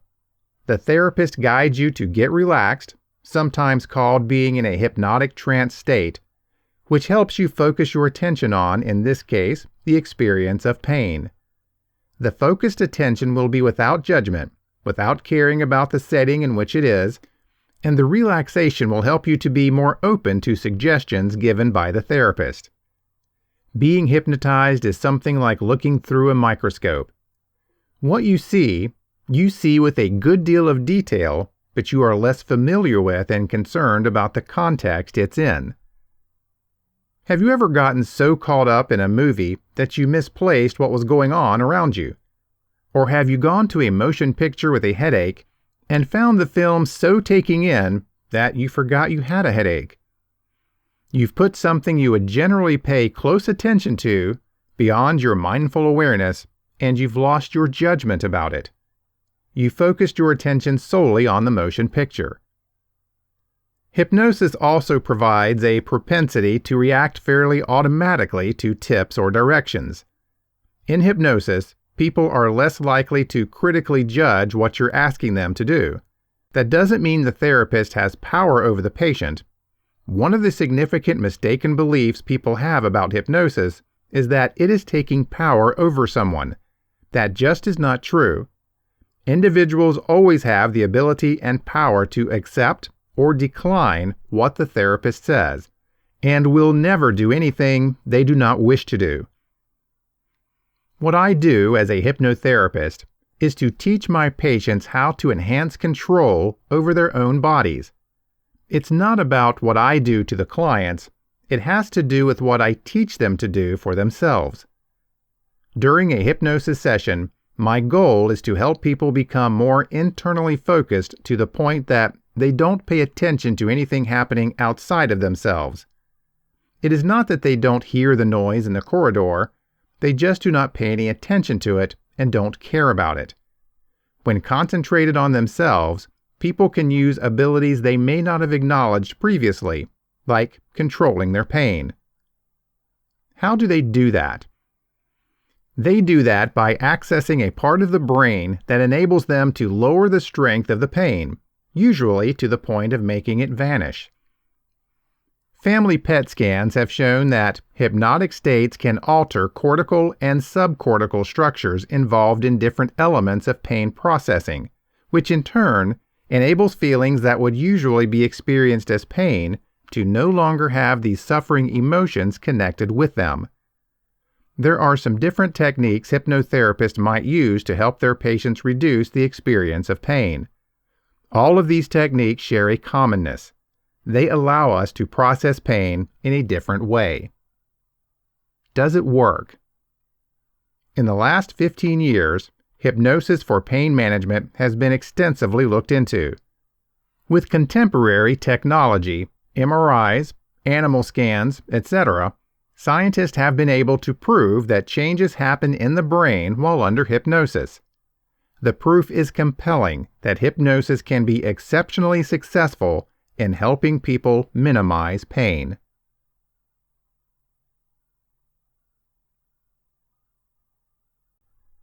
This has been Hypnosis, Self-Hypnosis, Hypnotism, and Psychedelic Dreams, written by Devin Hales, narrated by Dean Collins.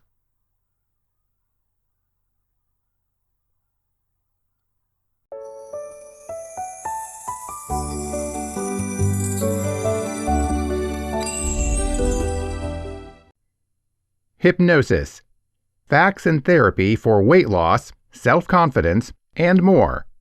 Written by Devin Hales. Narrated by Dean Collins.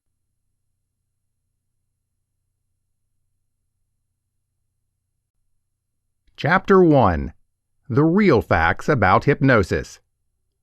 Hypnosis is, maybe, one of the most misunderstood and controversial approaches of psychological treatment.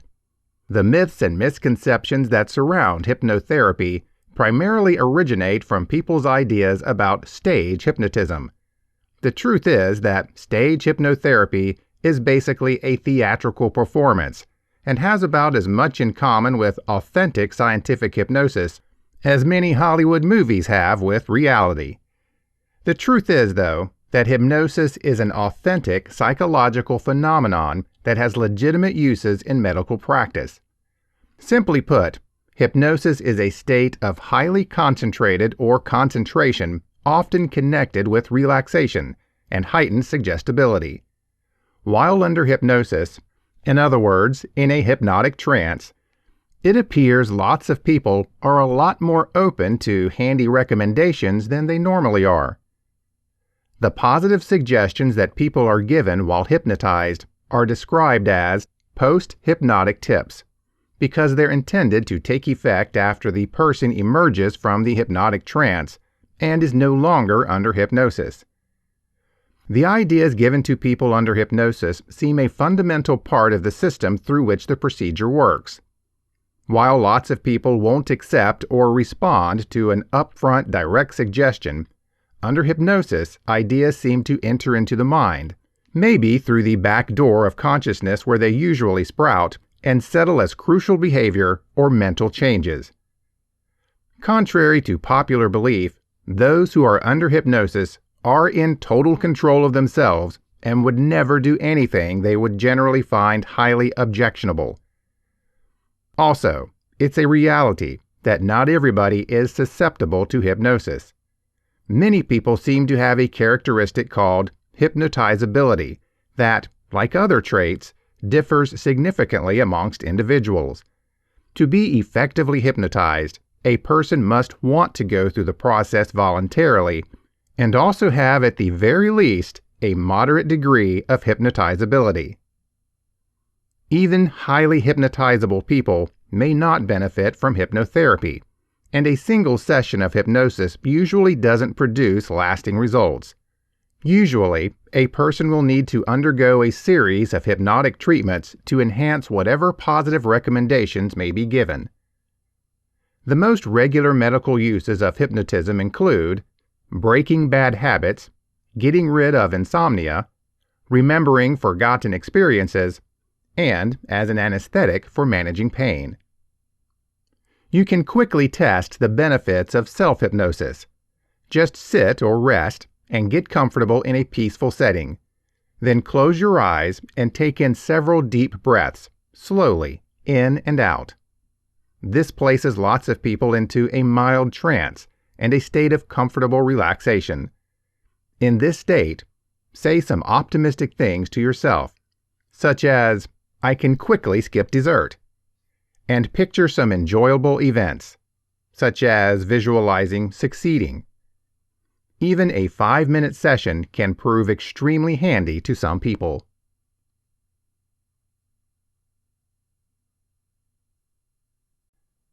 Chapter 2: How It Works. If you want to astonish an audience and pack the house, whether it's a Las Vegas show lounge or a college school, invite a stage therapist to perform. Before television reality shows hit their present all-time high level of popularity, it was these reality-based audience participation presentations that gave ordinary people the chance to act on a stage in the role of a lifetime. Respectable stage hypnotherapists are trained in hypnotherapy. Still, they know that the best way to involve the crowd is to ask their volunteers to perform every little thing from laughing hysterically on cue to reacting as though family and friends in the audience are entirely undressed. As these hypnotherapists explain, they will never ask a volunteer to participate in anything that is physically or mentally harmful. Short of uncovering their volunteers to pain, though, stage hypnotists usually deliver on their guarantee to supply a night's worth of sturdy entertainment. They will end the show by awakening their volunteers from the hypnotized state, leaving these brave men and women without more than the gut feeling that they just emerged from a relaxing sleep. The hypnotist will also use the opportunity to inform everybody, volunteers and audience, about the potential for hypnotism to help people manage their addictions, sleep better, and maximize their performance. Why does stage hypnosis continue to be such a crowd pleaser? Sheer amusement can't totally clarify the fascination that audiences have with these, for absence of a much better term, stupid human tricks. It's more likely that people are drawn to hypnosis presentations for the same reason that we are fascinated with comprehending the content of our dreams. Hypnosis shows us the power of the unconscious to rule our behavior, even if only temporarily.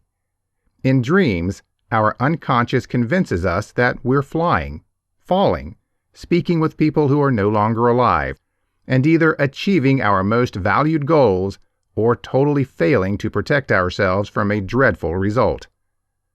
During hypnosis, our unconscious also takes on a seeming life of its own, following not our conscious controls, but the commands of a person who is temporarily in charge. What is hypnosis? To comprehend hypnosis, we need to start by specifying it. Most simply, hypnosis includes a significant change in the way we sense, view, feel, think, and act while following the recommendations of somebody else. Hypnotic ideas work best when you suspend your own conscious control over your behavior. That is a pretty serious dedication. Why should you give over the secrets of your mental ignition over to this complete stranger? And chances are that before you even know what is happening, the hypnotherapist has already partly hypnotized you into believing that he or she is a reliable and safe specialist. Part of this process is an informed approval of sorts. Morally, it is crucial for the hypnotist to assure you that you will not experience any harm, and a reputable hypnotherapist makes great on that pledge. However, hypnotherapists also work very hard at this pre-hypnosis stage to establish their credibility. You're going to be more likely to follow the suggestions of a person who appears to be in control, in charge, and experienced. Element number 1 of hypnosis, then, is suggestion. The second element of hypnotism is focus of attention. Many hypnotists will clarify the process as nothing more than focusing of attention. Truth be told, many individuals are successfully hypnotized when they have become so absorbed in a movie that they forget everything else other than what they see on the screen in front of them. Hypnosis includes a similar process. By focusing on the sound of the hypnotist's voice, you are effectively shutting off your own thoughts. It's now a lot easier for the hypnotist to substitute your thoughts with the ones he or she is attempting to implant. It's not always possible to turn off all outside sounds, though, particularly in a group setting. In these cases, therapists will use what's called a paradoxical declaration to keep those extraneous noises from hindering your attentional focus. More on this later. Incidentally, if you want to hear a great hypnotic induction script, just listen to the words of the Phantom of the Opera song, The Music of the Night. Turn your face away from the garish light of day. Turn your thoughts away from strong, unfeeling light, and help me make the music of the night. By the end of the song, Christine, his beloved, has completely passed out. She will do his bidding from then on. Andrew Lloyd Webber's Phantom was the practiced therapist. The third aspect of hypnosis is relaxation.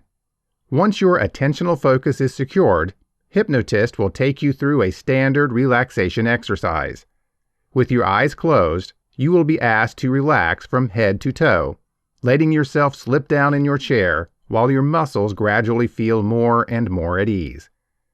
Simply because you are focusing only on the hypnotherapist's voice, you'll also pay less attention to any thoughts that could hinder this relaxation. Images is the fourth key to the success of the hypnotic induction. To help you unwind entirely, therapist will have you imagine that you're heading down, down, down a flight of stairs, an escalator, or maybe an elevator. Notice, down and not up. You're going to be given a countdown as you get closer and closer to the bottom. And by the time you've reached the very bottom, typically at the count of 10, you'll feel that you're asleep. Before the show or session ends, the therapist will take you back, in reverse order, out of the hypnotic trance, up and up. It's when you think that you're asleep that the secret begins. If you were really asleep, then how could you potentially obey the hypnotherapist's directions? Because you are incapable of moving while you are actually asleep, unless you have sleepwalking disorder, you would not hear what the hypnotherapist needs to say. If you're getting hypnotherapy and you are fast asleep, you won't have the ability to integrate the hypnotherapist's tips into your waking conduct. Going to a hypnotherapist to get an hour's worth of sleep with no conduct change is not something that many people are willing to pay for.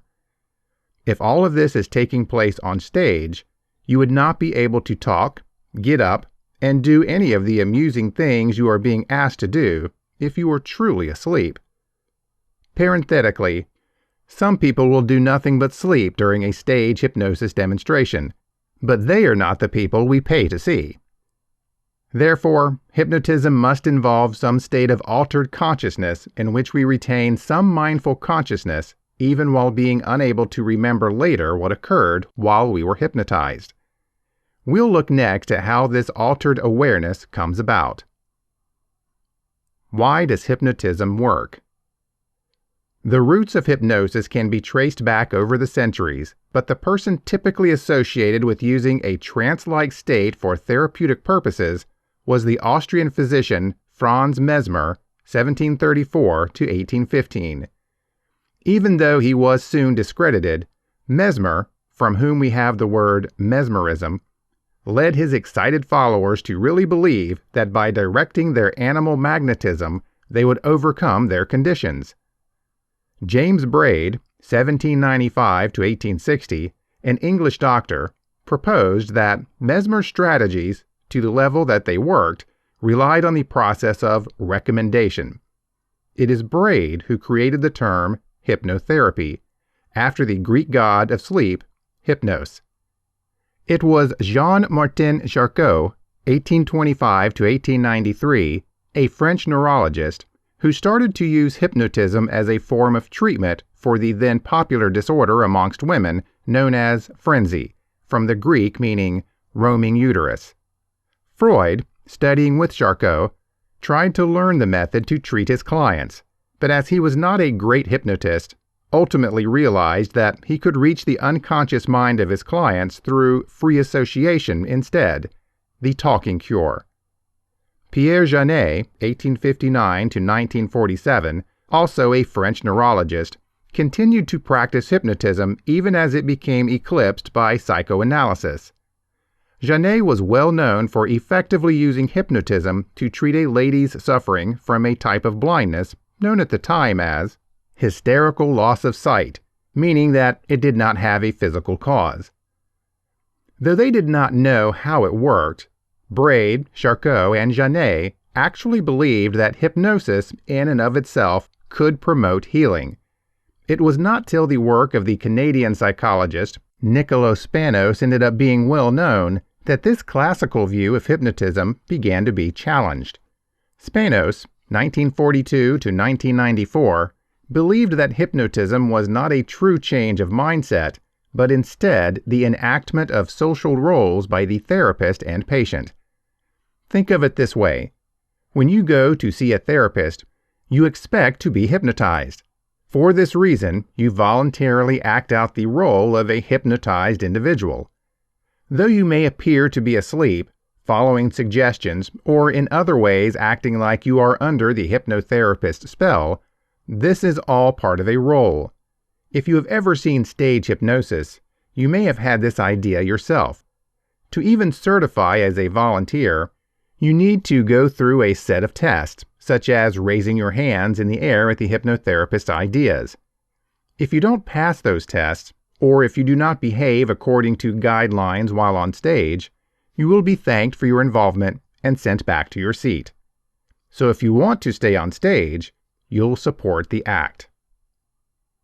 Another technique to hypnotism that relies on social psychology was that of counselor Milton Erickson, 1932 to 1974, who regarded hypnosis as a form of communication. His approach of hypnotic induction didn't involve relaxation, but instead special use of language. This is an example. He would speak the exact same phrase over and over again, but with different wording or order, until the patient actually went into a daze of stupor and confusion, like the influence of listening to a dull lecturer on a student. Erickson also advocated the application of paradox. As I mentioned earlier, modern-day stage hypnotherapists use this method to guarantee that their subjects aren't stunned by an unexpected noise. You will hear noises, but these will not bother you. Erickson used paradox to suggest to his patients that they were in complete control over their capability to follow his tips or had an option when, in fact, they did not. You can relax your fingers first and your toes next, or your toes first and your fingers next. Erickson also used storytelling metaphors of people, like you, who successfully overcame an issue, instilling the image of success without directly telling his patients that they, themselves, would be successful. Spanos and Erickson's theories each contribute to our modern-day understanding of hypnosis. Some individuals play into the role of being hypnotized, and others are talked into a trance-like state. Even so, the scientific grasp of hypnosis presently rests most heavily on a variation of Charcot's idea that psychological disassociation is the true basis of hypnosis. This is the neo-dissociation concept of Stanford psychologist Ernest Hilgard, 1904 to 2001. Hilgard actually believed that hypnotists take advantage of the typical mental activity that we take part in all of the time when we split our awareness into parts. One part of our mind could take over routine, habitual behaviors that we can carry out with no idea. Unloading those routine jobs into one part of consciousness permits you to put your executive functions, conscious mind, at work on the issues that face you that do need real thought. The neo-dissociation concept of hypnosis says that hypnotists take power over your behaviors and even your understandings by placing themselves into control of these executive planning functions of your mind. You could watch yourself performing the actions suggested by the therapist from the part of your mind disassociated from this executive function, and actually believe that you're carrying them out of your own accord. Still, the hypnotist is the one pulling the psychological strings. One widely known use of hypnotherapy is pain control. According to Hilgard, the therapist's suggestions work not by eliminating the reason for the pain, but by moving consciousness of the pain into a disassociated portion of your mind. The pain is technically still there, but you are not mindful of it any longer. There remains arguments about whether hypnosis is really a modified state. Yet some studies using brain scans suggest that people do perceive stimuli in a different way while they are in a hypnotic state. We also know that people differ widely in their hypnotizability, but as of yet, nobody knows why. Hilgard tried for years to find correlations between personality and capability to be hypnotized, but he never ever had the ability to pin anything down. How can hypnotism work for you? Stage hypnosis may unjustly give the process a bad reputation.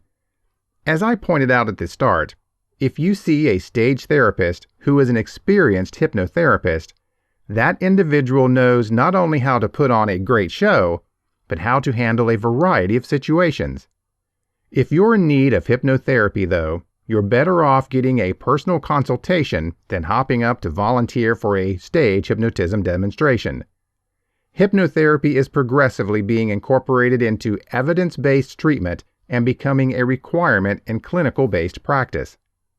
Among its uses include pain control, weight loss, treatment of sleep conditions, anxiety, depression, and sports psychology. It's specifically reliable when combined with cognitive behavioral treatment, giving the therapist tools to work both on your conscious and unconscious thoughts and beliefs.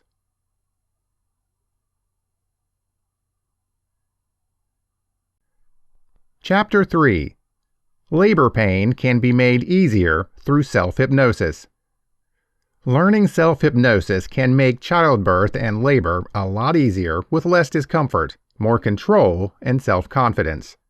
Here is a list of just some of the many advantages of learning self-hypnosis at the time of pregnancy. Quickly learned and rapid improvement with practice. More effective relaxation, less anxiety and fear. Greater awareness and capability to reinterpret physical experiences. Increase or decrease speed of labor. More effective response from external support. Boosted belief in somebody's expectations for control of pain. Boosts other convenient steps used. Easily incorporated with other strategies, for example, breathing strategies or images. Greater control of the cervix opening. Greater communication with baby before and throughout delivery. Greater self-discipline over quick boost in pain and the unforeseen. Improved sleep. Means greater endurance. Greater focus, clarity, and ability to remove from the pain better. Psychologically prepared for agonizing sensations and ability to modify perception of them. Greater confidence to rely on body functions and feelings at the time of labor. More responsive to supportive recommendations and motivation. Enhanced post-hypnotic recommendations for postpartum comfort, lactation, and mood.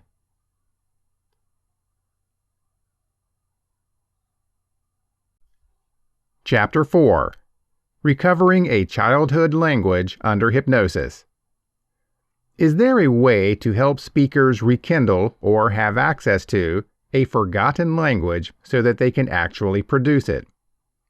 This is exactly what 3 truly fascinating research studies that used hypnotism did at numerous times since the 1960s. The first was done in 1962 by Arvid As, the second in 1970 by Erika Fromm, and the third in 2007 by Rosalie Futnik. I'll summarize the second study, but will also mention the other 2. Professor Erika Fromm, the famous German-American psychologist and co-founder of hypnoanalysis, relates how she met a young Japanese-American graduate student, she called him Don, at the University of Chicago in the late 1960s. On her return from Japan, where she had learned some Japanese, an assistant of hers asked her to watch hypnotic training sessions she was giving him. Don had reported that he knew and spoke no Japanese except for a handful of polite words used as a really young kid. When Fromm entered the office, he was already in a deep trance, age regressed to 7 years old, which means that he had been mentally taken back in time to that age. Fromm asked him several questions in Japanese, but he did not appear to comprehend. As she wrote in her article, none appeared to strike a spark. A couple of months later, in front of observers, Fromm hypnotized Don herself this time. She age regressed him to 8 years old, and they spoke in English. Then, she told him to close his eyes again and to go back farther in time, to age 3.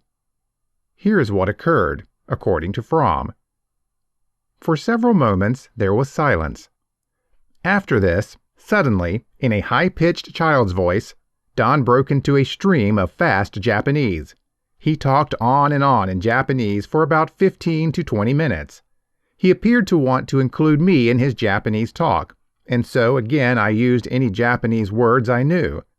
I was more than amazed at his flood of Japanese. Afterward, Don was astonished to hear that apparently fluent Japanese had spurted forth from his lips. 4 months later, Fromm once again age-regressed Don throughout a psychiatric therapy session and tape-recorded him this time.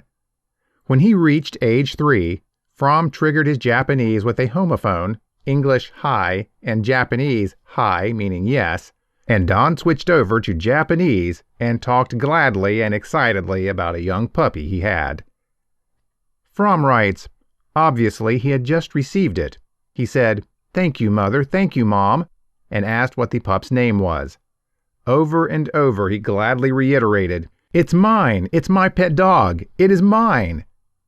When he woke up, he said, "It was just like my lips all of a sudden would move into these amusing shapes, and after that I would want to say something and would not know what I was actually saying. The words just came out, and I wasn't sure whether they were real or not." He listened to the tape and said that he understood a part of the recording, but by no means all. In the weeks that followed, Don regained gradually more knowledge of his forgotten language. After each session, Erica Fromm had asked Don about his past, and this enabled her to rebuild his childhood. He was born in San Jose, California, 5 days before Pearl Harbor, and in 1942, his parents and he were put into a relocation camp. At that time, he had spoken Japanese as well as English to his parents. After the war, they had moved to Utah, and there he had trouble interacting with children on the street, so his parents had stopped talking Japanese to him. English became the only language he spoke since age 4, in and out of the home. Through absence of use, Don had partially forgotten Japanese. However, according to Fromm, there was also a repression element at work. He had had a strong desire to be considered totally American upon leaving the relocation camp. Automatically, he must have felt at some time that he could better get his objective if he knew no Japanese and spoke only English. Is repression of a language always needed for it to be recovered through hypnosis? It does not appear to be the case if one takes a look at another case study.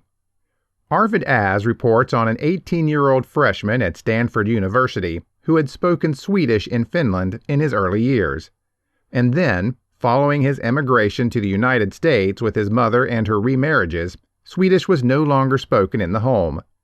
He was all about 8 years of age at the time, and from then on, he simply didn't use it since he didn't need it. When Az met him and had hypnotic sessions with him, the boy maintained that he had forgotten Swedish entirely other than for a couple of words. And yet, when he was age regressed to first grade, he revealed that he still remembered a good deal of Swedish. He also showed clear enhancement in a Swedish language test given to him before and after hypnosis. The third case study, reported in the literature, that of Rosalie Futnik in France, simply duplicated and verified the results obtained by Fromm and Az. It would appear for that reason that a lost language can undoubtedly be recovered under hypnosis. A cautionary word is needed, though. Studies that have produced negative results probably exist, but haven't been published. Moreover, some people aren't easily hypnotized, and age regression could not be used in all circumstances. This said, and on a more personal note, were I younger, I'd really love for someone to age regress me to 10 years old and make a record of me speaking Italian. I have always regretted having actually lost this gorgeous language I spoke quite fluently as a kid.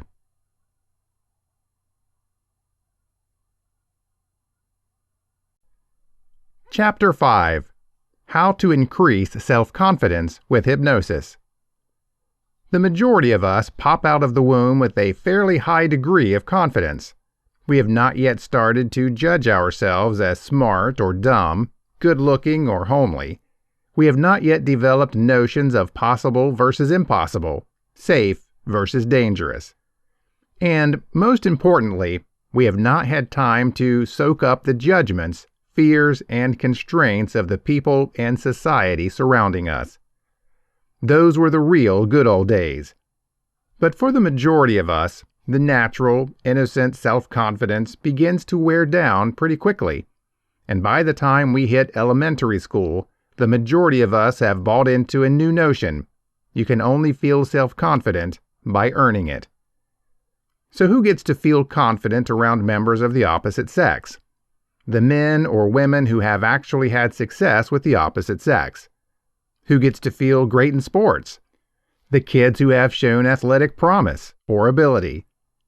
Who gets to feel great about their appearance?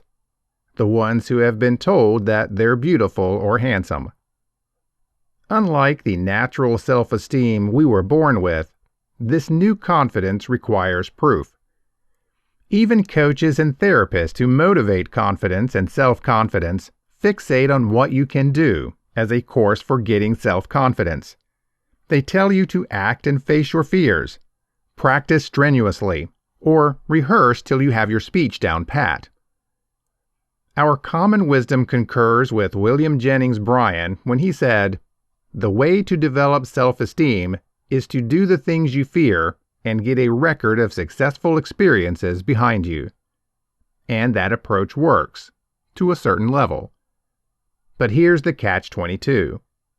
Without self-esteem, tons of us do not even attempt to begin certain things. And even if we do, the success of our attempt is largely determined by our level of self-confidence in that undertaking.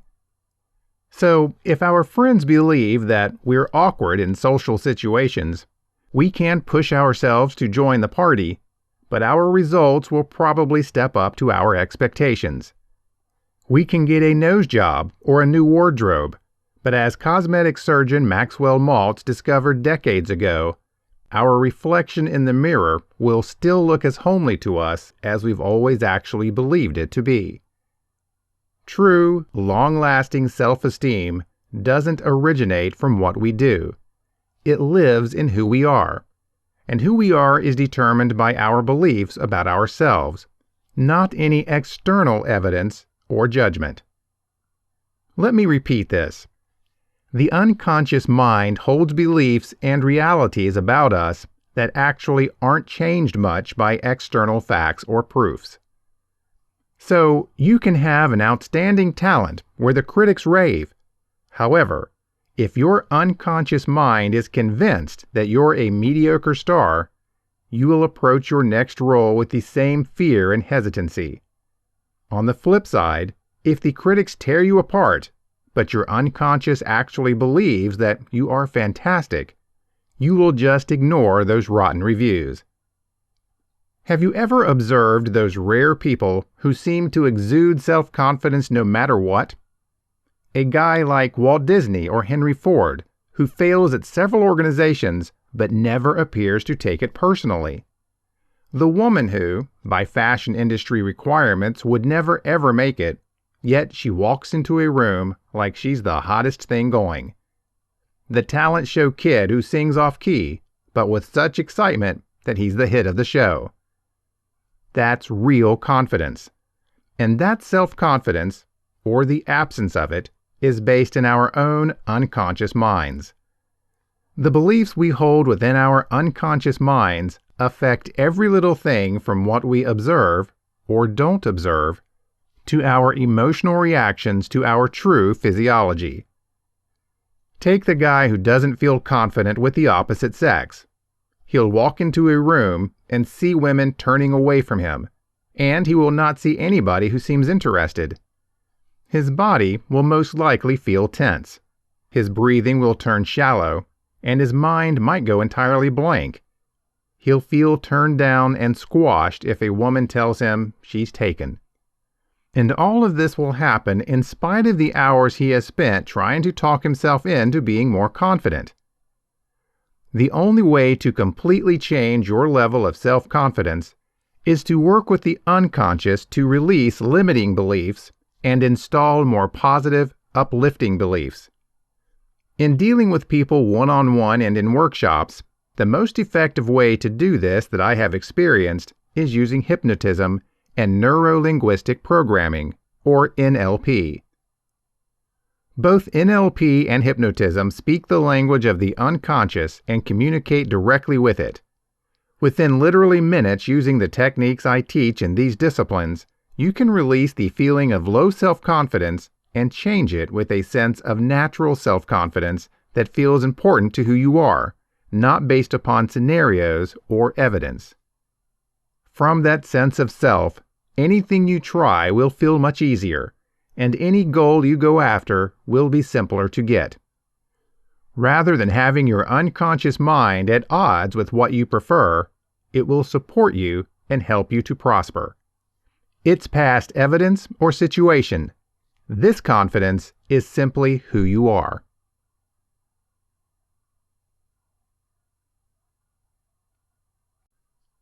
Chapter 6. What does hypnosis truly feel like? The experience of a hypnotic trance is not so uncommon or unusual. To the contrary, it feels slightly familiar to countless other moments in your life where you are absorbed in a zone, lost in thought, enthralled by happiness, or perhaps simply practicing meditation.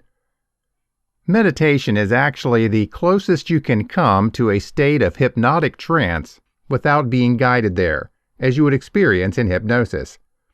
I often refer to it as taking my clients on a journey, a metaphorical trip in your mind or imagination. There are countless ways to get in a trance. It is a lot like going to sleep, just not losing conscious awareness. That means that you have the ability to hear and notice things around you, but usually your eyes are closed and you are not moving. You're just resting comfortably relaxed. Incredible things happen when you unwind on purpose. You should notice that your breathing slows down and most of your muscles end up being relaxed. There is this sense of distance from where you are. The passage of time gets distorted and typically you feel an enjoyable, practically euphoric state of peace. The depth of a hypnotic trance varies, and it can be very light or very deep. When you feel comfortable with the hypnotherapist, you want to let go and allow yourself to get into a trance. Then you can experience the special power of the mind and creativity. The power of hypnotism doesn't depend on the depth of the hypnotic trance. Rather, it is an important matter of abilities the therapist has to help you experience something special. As you go into hypnosis, you actually detach your mind from the body and environments. That means that your awareness is withdrawn from the typical alert state you walk around in and goes inwardly. The power of hypnotism is your ability to harness the full potential of your creativity without the typical constraints of the critical mind. This is when a proficient hypnotherapist can help you make significant changes in your life. The hidden power of hypnotic trance is in the suggestions you listen to and how much you embrace these new ideas. Hypnosis does feel extremely good and relaxing, almost like resting. The huge difference is in what you are guided to experience throughout the trance. There are many uncommon effects that hypnotism can have on an individual. An example of a well-known one is the arm levitation, where your arm rises with a distinct sense that you're not actually doing it purposefully. There are many odd experiences a person can have throughout a trance which can only happen under hypnosis.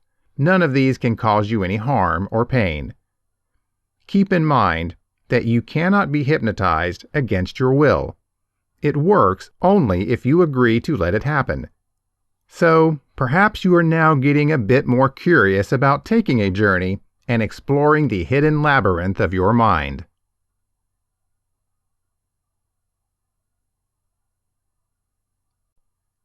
Chapter 7. Successful Weight Loss Using Hypnosis. Perhaps the most common New Year's resolution, not surprisingly, is to lose those additional pounds that may have dogged you for a little bit of time, even before the holidays rolled around. And this is for good reason, as about 40% of U.S. adults are overweight, and another 30% are obese, described as having a body mass index of 30 or greater. Most people know that eating healthier and working out regularly can facilitate weight loss, and that remaining obese comes at a significant expense to health and self-confidence. That being said, only about 20% of obese individuals achieve success at maintaining weight reduction long term. First, it is necessary to acknowledge that there are a number of physical aspects that increase the risk of obesity. Some of these include prenatal elements, maternal obesity, gestational diabetes, maternal smoking, genes, Chemical exposure, for example, phthalates, bisphenol A, the pesticide DDT. Hormonal aspects, hypothyroidism, PCOS, Cushing's illness, etc.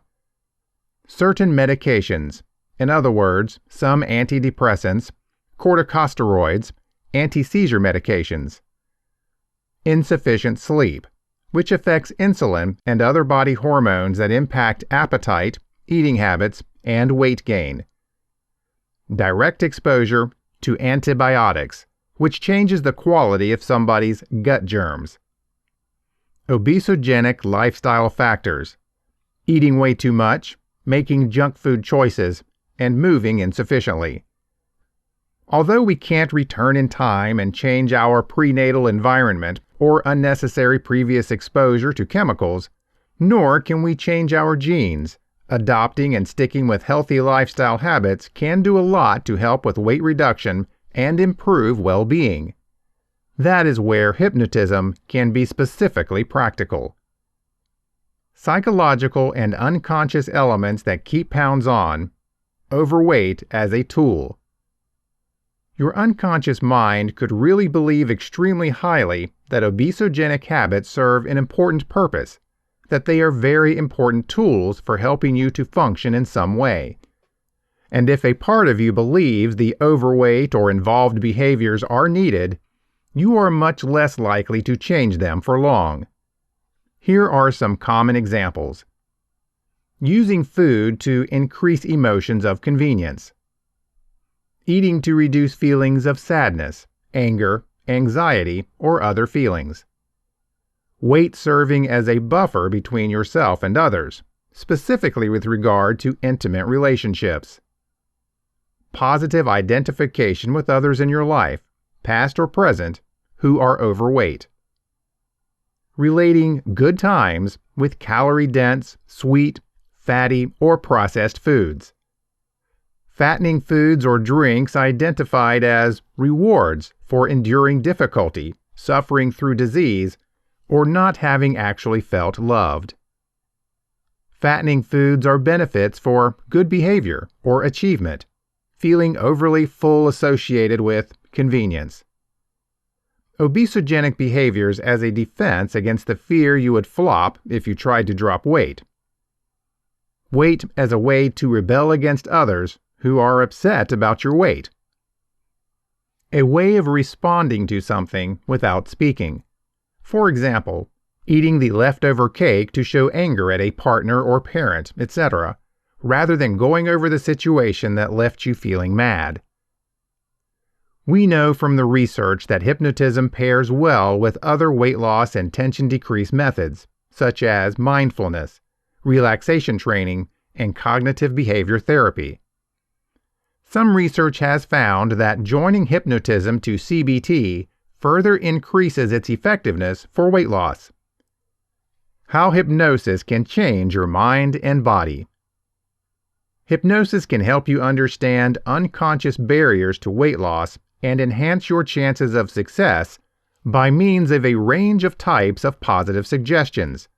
Some examples include development of an inner ally to help support you in making possibly challenging but needed changes. Enhancing skills and confidence via encouraging, verifying language. Visualization of already having actually accomplished your objective and feeling good about it. Accessing and partnering with the part of your unconscious that wants to make change. Comforting the part of you that may be afraid of change. Understanding why you have needed to use weight as a tool. Reframing the prior use of eating as a tool that can now be securely retired. Visualization of the new, healthier tools for coping, managing personal relationships, and interacting effectively. Mental rehearsal to make using healthy tools more automatic. To recap, at present, excess weight impacts more people than not, and losing the additional pounds remains a tough job for most. Hypnosis, either with a qualified professional or by means of self-hypnosis methods, can help you resolve the unconscious reasons for keeping weight on and help you more quickly shed those additional pounds.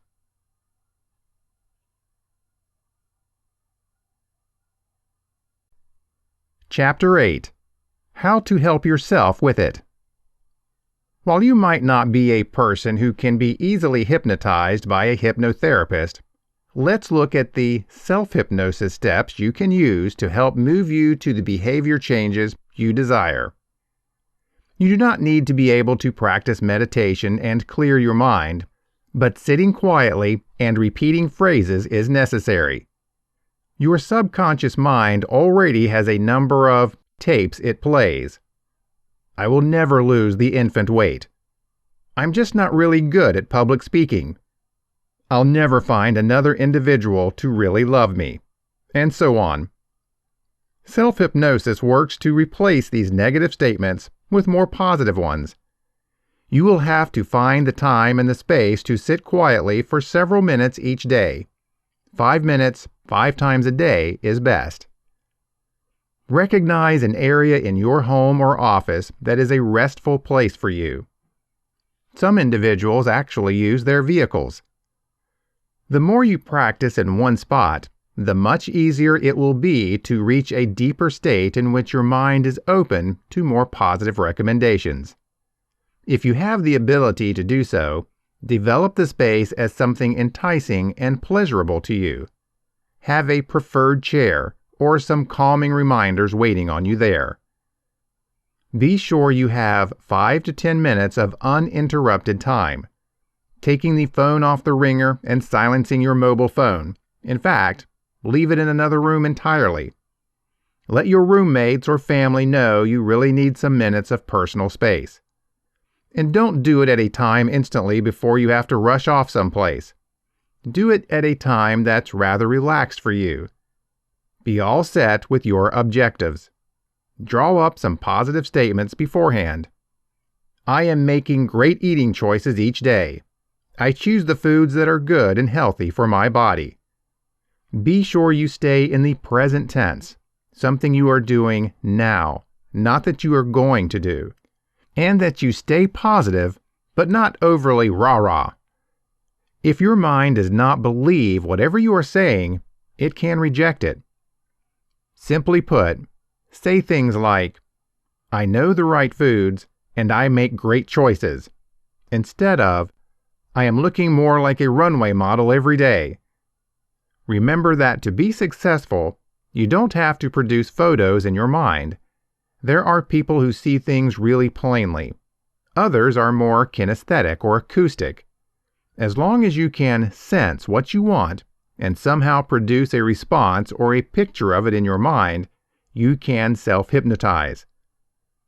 Before you begin, jot down some aspects of the preferred objective, quantitative and qualitative. Get clear on what your success will look like. This is where you can be more future-looking. For instance, my goals: to reach an objective weight of 150 pounds by eating mainly fresh foods and vegetables, chicken and fish, for 2 of my 3 meals a day. Be as particular as possible about what you want to accomplish and how you'll arrive. Concentrate on quantifiable activities as much as you can. You can also add some qualitative aspects. And I feel a lot more healthy and active each and every single day as a result. Remember that it takes repeating. You have collected bad routines by practicing them. You didn't come out of the womb grabbing a bag of potato chips. Bad practices are learned behaviors, and so are good ones. Any new behavior takes about 21 days to end up being a practice. Commit to yourself that you're going to practice this process for 21 days straight. If you get off track, begin tracking again so that you accomplish 3 weeks of consecutive practice.